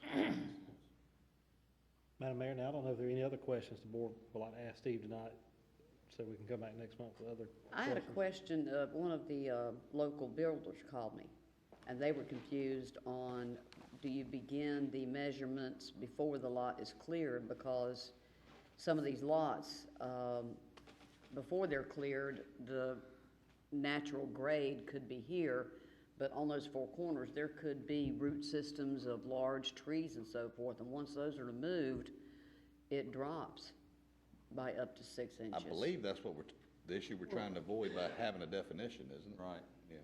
I mean, our definition now says the finished grade. So if they're asking about it now. Finished grade would be That would be after the lot's after been cleared. the and lot it's- has been cleared. And it's Okay. filled. Because a lot of times after they take out that matting, they will bring back in topsoil to replace that matting. And a long time ago, 2002, I believe it was, they had written an ordinance saying that any more than 6 inches of uncompressed fill would require, designed stormwater. And so it was looked at as acceptance of 6 inches of fill being sort of a natural replacement of the matting that was removed. So, after the lot has been cleared, prior to the house being started, you could put your 6 inches of fill in, and that's where you would measure from. That could be considered natural grade. Okay. Are we not gonna create a problem here with this ordinance? This thing's getting on my last nerve. In that the low lots, the lot on the corner of 76th and Ocean Drive that's being built on now, are you familiar with it? I'm trying to draw a picture in my head, but I'm not getting it right now. It was about probably 12 inches, 14 inches, maybe even 16 inches, lower than even the drainage ditch. Right. If we limit this much, are we not gonna create a problem on those kinds of lots? They're not gonna be able to get the stormwater off the lot to the ditch. well, they're not supposed to be getting the stormwater off to the ditch, they're supposed to be retaining it on their property. Well, I mean, a certain amount of that rainwater is gonna fall Oh, yeah. when it storms, and it's gotta go somewhere. After that first inch and a half of retention, then they're no longer responsible for maintaining. So, yeah, sheet flow to the ditch would be a natural path that it could take. But you would normally have a natural fall or a given fall from the house to the roadway to get the water away from the house, my point. And if you don't have, if we do this, we're gonna have houses that are sitting down in saucers, and every time it rains, they're gonna flood. No. Well, that's not having to do anything with fill. Well, you're saying, you're saying 6 inches of fill is all you can put in. That's just for measuring up. They can bring in more fill after that, but Right, that's after natural grade, that's where we're gonna measure the building height to. The more fill they bring in, the shorter the house they're gonna be. Okay, I didn't understand that. I didn't understand that. I thought 6 inches was all they could put in there. No, just, I guess, what I was trying to explain was 6 inches was looked at as an acceptable practice for replacing the matting that was pulled out. The years of decay in pine needles, mulch from the tree leaves, that type. You get a matting that's on the property. Can we formulate a definition? Natural grade Right is now? 6 inch of fill. We finished. You measure your average from your corners from there. Or you want 4 corners I'm of the sorry, Jeff, building. I didn't hear what you're leaning back in your microphone. I If didn't they're hear. taking out 6 inches, your natural grade would be the finish of 6 inches, and then you get your measurement from there. The natural grade, now, we have, That It would still probably doesn't be best if define I- natural grade. I think it would be best if I worked on a definition and brought it back to you. Yeah. well, it's just getting to be If tedious. if we had a definition to natural grade, we don't have to go back to planning board, would be my only question. Land board don't have to go to them. Okay, very good. For a definition. Now, I do have concerns from, the chair, again, from the planning board, again, has expressed his concerns about the referendum and the language in there that talks about increasing the height by referendum or by We're not clarity. touching the height. Yeah, and it references a legal opinion. I mean, my opinion would be that we're not impacting those. Okay. The baseline numbers are the 35 feet and up to 41 feet of the, we're not tinkering with those numbers at all. Just redefining how you measure. Right. Okay. May I ask Counselor Weinkoff, before the meeting, Counselor Weinkoff and I were talking, and need to make it clear whether it's council's intent to do this island-wide or just on certain areas to change this as far as the measuring from the natural grade. It's where the height limits come into play. Right. Right, but That would be townwide. that would be town-wide. Wherever there's a height limit. Well, there's a height limit all over town. My area is 35 feet. If you're in the VE zone, it's 41 feet, AE 35, and other areas that are not in a flood zone, if you're not in a flood zone, it's 35. Councilor Weinkoff, and normally in areas that are not in a flood zone, we don't have this question of the 2-foot fill. That's what started this whole thing, is the 2-foot fill. So, We were discussing, does the wooded areas need to be included in this, since you don't really have this problem there? Don't you think we should? If you separate it. right, that's where we're talking about Okay. different areas of town. Turn the issue And- back over to you. And we also have the Take issue as that much time as you need. a lot of our homes that are currently in a VE zone, when the new floodplain maps come out, they're gonna be in AE zones. Our VE zones are gonna be reduced quite drastically, so when we consider this, we need to make sure that we take into account how much of that area is gonna change to AE. Madam Mayor, I think, we was brought up earlier tonight. Steve's not been privy to these conversations. There's some concern about when the flood maps change, it's gonna affect our height. But as far as what we're talking about, natural grade and that type of thing, that's a separate issue with the Right. flood. And we need to just move forward with that next meeting, bring it back to us. And then we can still, in a separate issue, we need to address the change in flood maps. Okay. But I don't think they're gonna actually, they've been talking about releasing those since March, so. I got official notice today that the public hearing for the flood map changes will be August 18th. It's going to be held out at the county. I've got the news release and the flyer for the public, and I've prepared an email that I hadn't sent to Tim. I think Mayor Wallace did receive that same email from Randy Munt. You may not have opened it up yet. You are on the list of recipients there. I did see. If I your name. don't see it, I'll email you and ask you to forward it to me. Okay, all right, but but that will be August 18th, and that'll be the beginning of the public comment period for these firm map changes. And then we'll need to discuss the height in those areas. Well, we've got a policy, anytime we make a major change or consider a major change, that we have 2 public hearings. Only, I think this is a major change, and I think we need the public's input on this.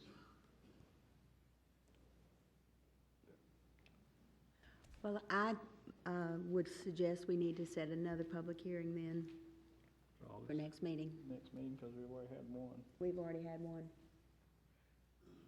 I would feel more comfortable since we're adding the definition of natural grade. I would feel more comfortable. Well, after that's established, what's it gonna look like? I mean, at some point, we start infringing on people's individual property rights. When I buy property to develop, to build on it, and you're gonna tell me that if I build a certain house, size house, that I've gotta measure from, once I've taken the top off and put 6 inches of dirt in, that may not suit what I wanna do, what I need to do. I just don't understand why we're doing this. I just don't. The whole thing came up because of the 2-foot field. I understand That's why why it we're came doing up, it. and I know there's a couple of houses where there was some field put in, and the houses were built on top of the field.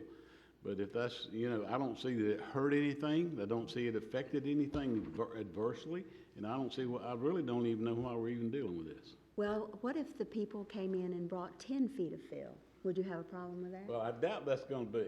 But If what they would, did put 10 fill, they'd be up higher than the dunes. No, aren't we limited to 2 feet of fill? no, we're not.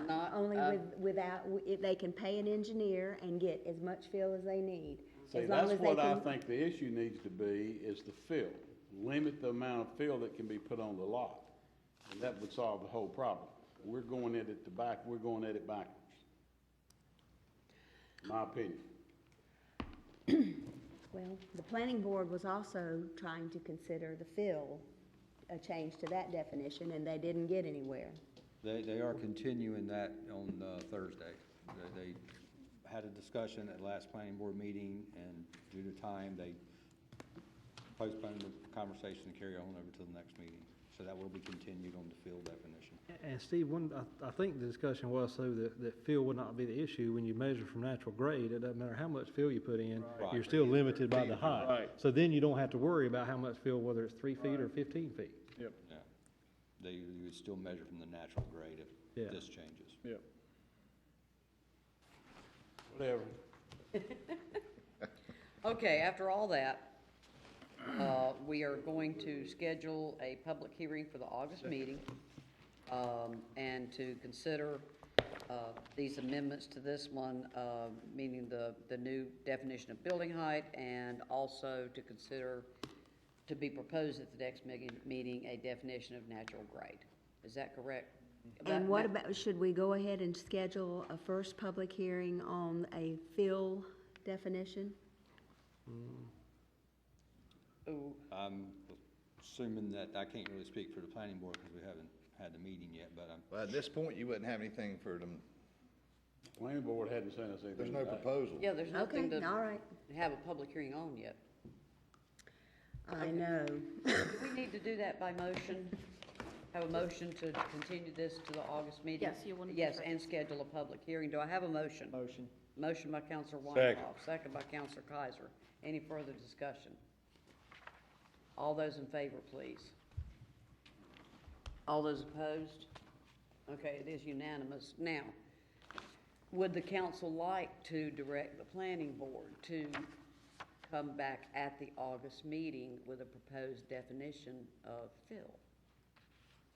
That way we can consider it then and possibly schedule a public hearing for the September meeting, pardon? I believe they were already directed to consider that and discussed it at last month's meeting, and then they meet again on Thursday. Is their next Okay, meeting. so they're already directed, so they may come back at the August meeting already. But we would have to wait until the September meeting to have the first public hearing. No, ma'am, I'll schedule a public hearing. You can? Yes, after Okay. after the planning board meets, I check with the plan, to see what actions were taken and what I need to automatically schedule a public hearing. Okay, very good. So we can So do the that planning also. board, just because it's not, I'm not trying to complicate this. Planning board's still in the same direction they received from last month's meeting. Correct. Okay. Okay, but they didn't come back with the definition of fill. Okay. Who's on first? That completes our old business portion. New business, consideration of changing the name of Waterway Park to Veterans Park. I put this on here. One of our local high school students has her senior project. She contacted me and wanted to know if she could plant trees in honor of our different branches of the service. She worked closely, kudos to our recreation department, Parks and Recreation Department worked with her, and they planted 6 maple trees, indigenous trees at Waterway Park. I went down there a couple of weeks ago on a Saturday morning. There were 2 guys, Tom and another volunteer, that were staking up the trees, make sure they go straight. And they said, we don't have a park honoring our veterans, and since she's gonna put these, and each tree has a plaque with a different branch of the service and the National Guard. The plaques are beautiful. That was part of her senior project. They suggested that we name, I just wanted to make sure that everyone gave kudos to Sarah and to all the volunteers and the members of the Warrior Ride for helping her and complete this senior project in honor of our veterans. And they suggested we rename that Veterans Park in honor of our veterans because of her efforts. Madam Mayor, Please. it would be my honor to make the motion to change the name of Waterway Park to Veterans Park. We have a motion by Counselor Scott. Do I have a second? Second by Counselor Medlin. He jumped in there before you could. I'm fine with that. Any further discussion? All those in favor, please. And it is unanimous. And I will be bringing back in August consideration. They also asked if we could put a flag there on a flagpole, but that gets into maintenance and all that kind of stuff. So we'll look at it before the August meeting. I'll work with the Flagpole already manager. there? Pardon? Flagpole already there? No, Okay. there's no flagpole there. But they, Warrior Ride and the Patriot Guard would like to work with you to arrange to have a flag flying with those trees and the plaques at Veterans Park. Okay.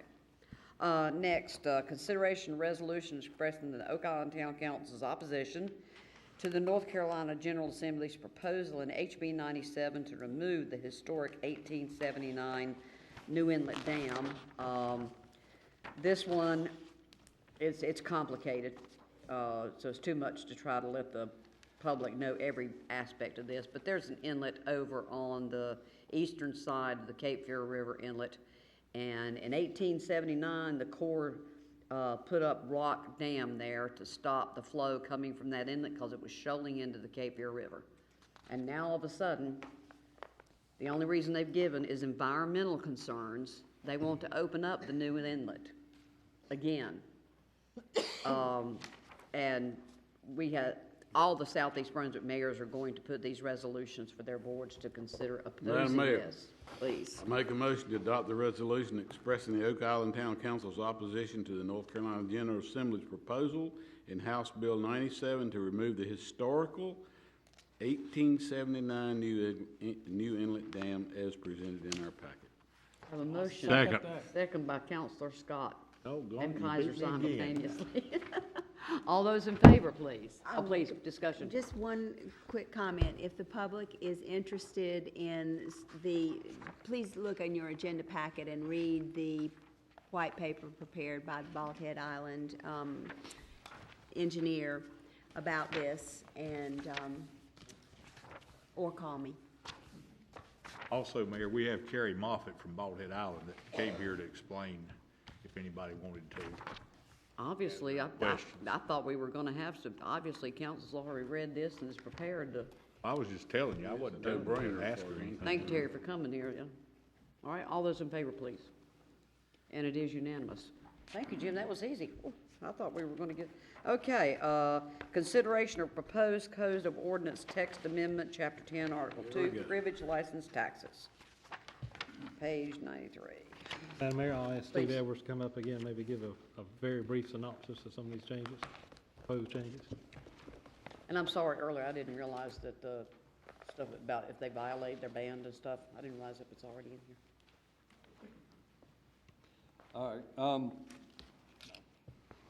agree with Alan. The changes with the general statute referring to privilege license taxes, as you're aware, that was repealed as of July 1st, 2015. Municipalities are no longer allowed to charge privilege license tax. And Chapter 10, Article 2 in our town ordinance was for privilege license taxes. And also within that ordinance, it regulated our itinerant peddlers and other licenses, which had the regulations as to how these itinerant merchants and peddlers were to be regulated. What I've done with this chapter in Article 2 is first of all, I renamed it to be business vendors, peddlers, itinerant merchants, and specialty markets. I changed the definitions in there to reflect those terms. I took out anything that referenced privilege license taxes in the article, since we can no longer charge those. I put in language for permitting fees for these businesses to operate, and then I put in a fee schedule. I didn't change as to the regulations as to where these people could set up. What I did do was I just changed a 48-hour period to a 4-day period. It seemed to be complicated for 48 hours. I talked to a couple of council members that were there when this ordinance was written, and they said that they had really looked at it to be in a 2-day period, a weekend period, when they said 48 hours. And what we had interpreted in the past was it's 48 hours, however you want to break it up, 6 8-hour days or whatever, however the math would work, 4 12-hour days.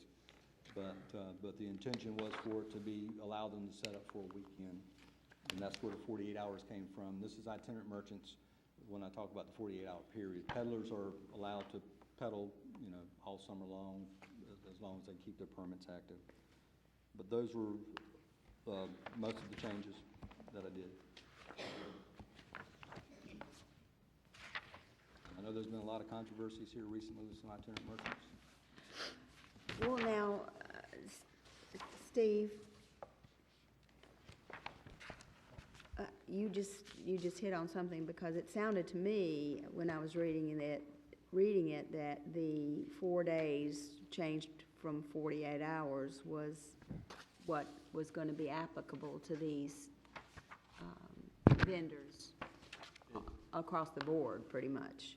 So point me to the part where it allows the peddlers to have a different period. How different.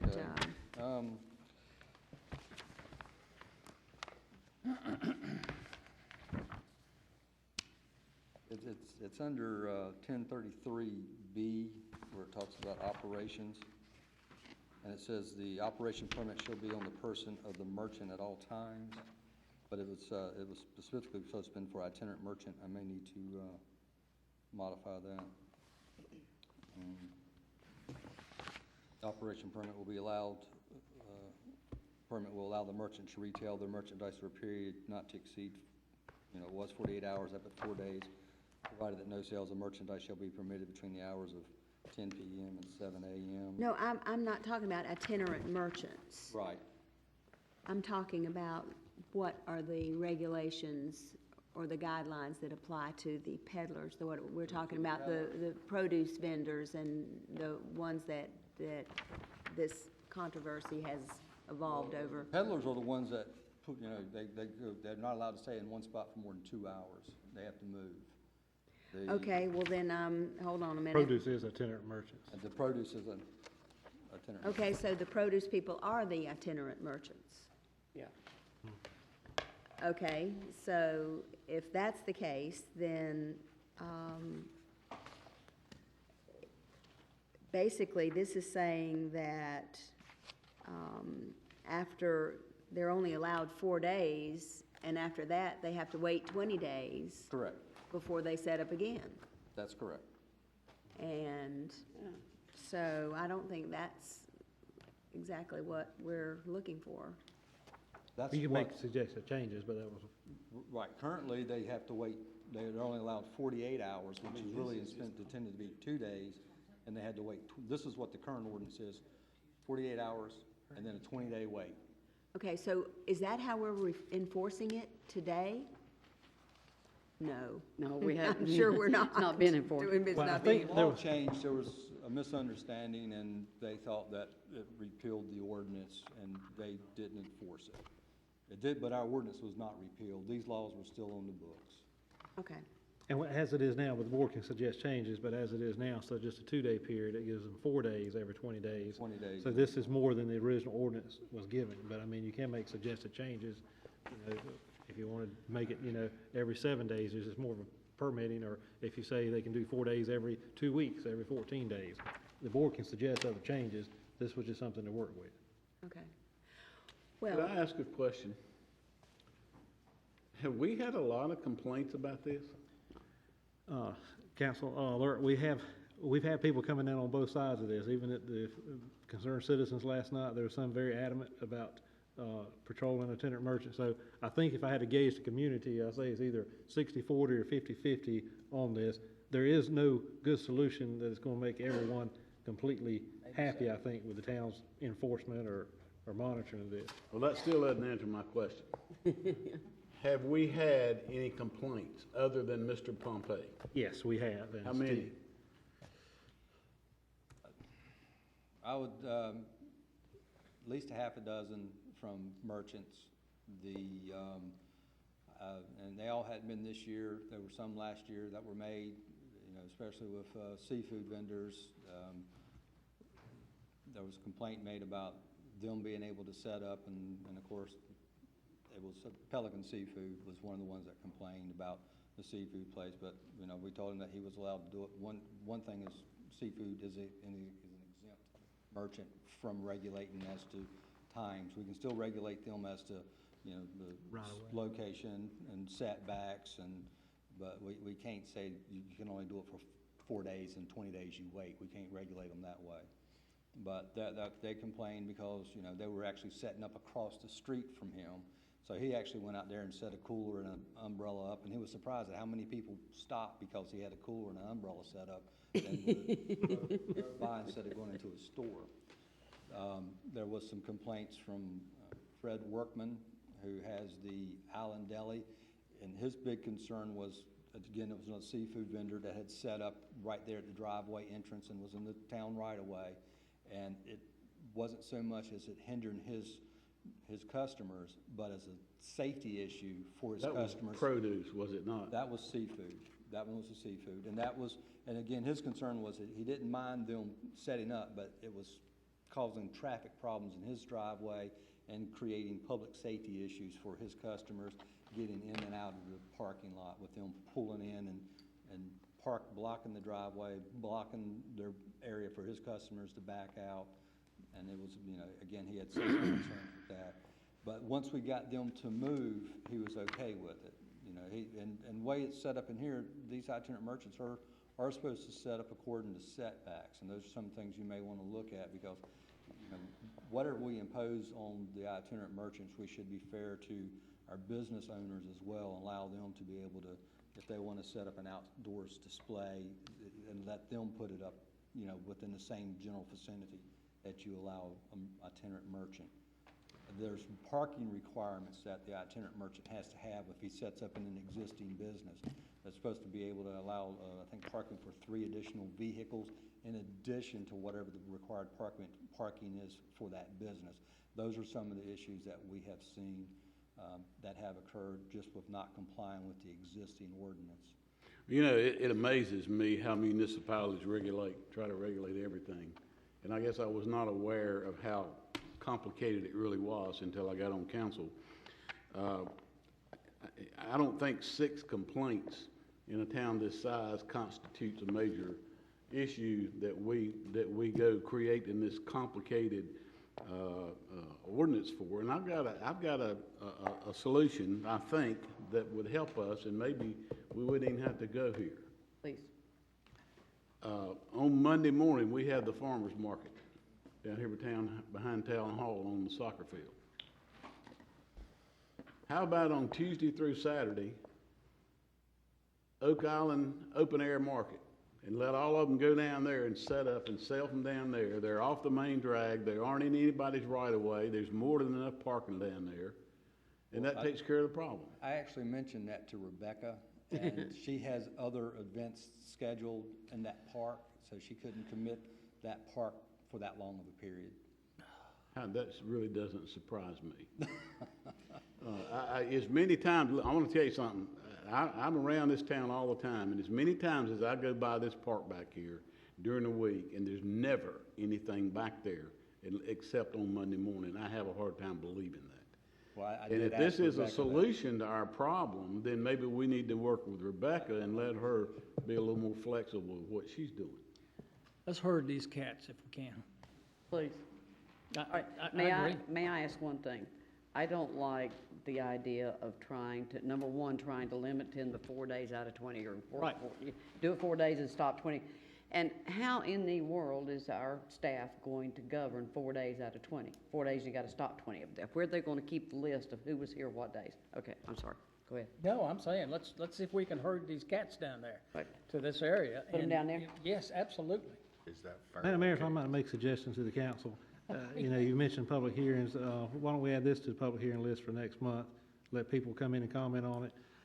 We need some kind of ordinance to kind of direct staff how to do some kind of enforcement when people come in with complaints and say either way. We just need to have some guidelines. We're not asking you to adopt anything tonight. This is for consideration. This is the first time it's been reviewed. So that would be my suggestion at this point. Well, this ordinance that's presented to us tonight is so laborious, I don't know how we'd ever enforce it.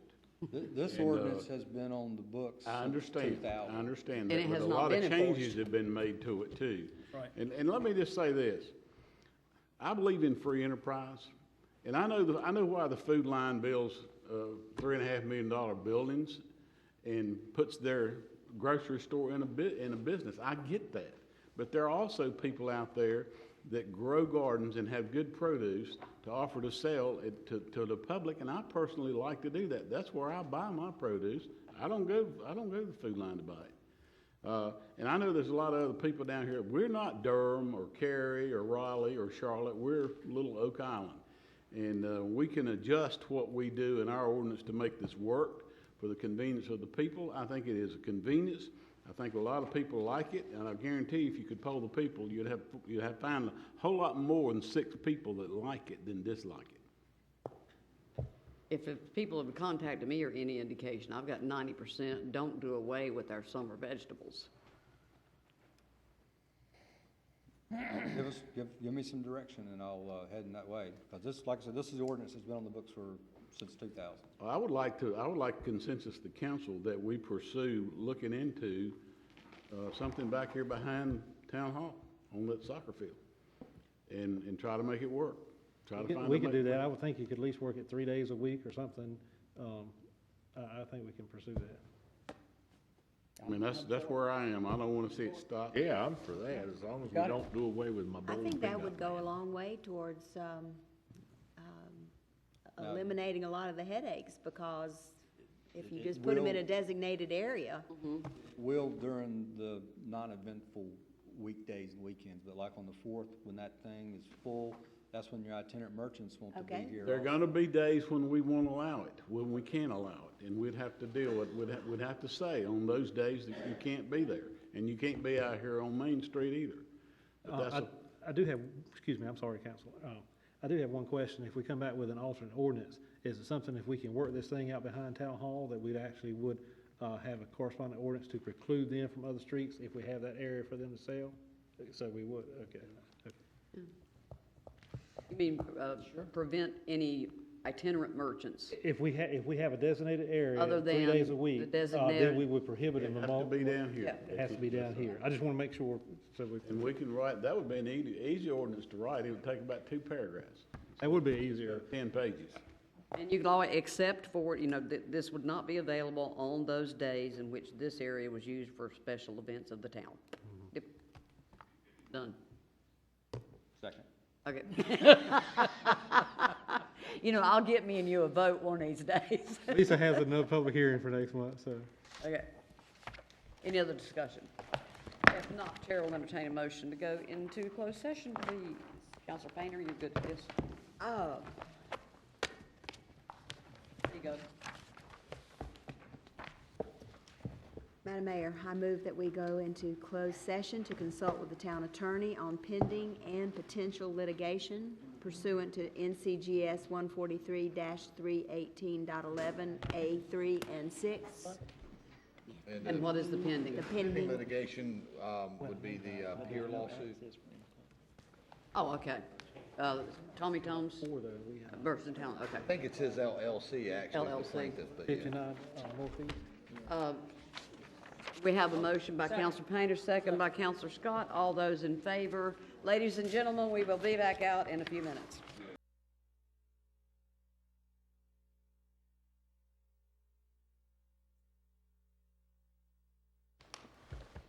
Call the meeting back to order. Council took no action during closed session. Chair will entertain a motion to adjourn, please. Move to adjourn by Counselor Newman, second by Counselor Kaiser. All those in favor, please. And thank you.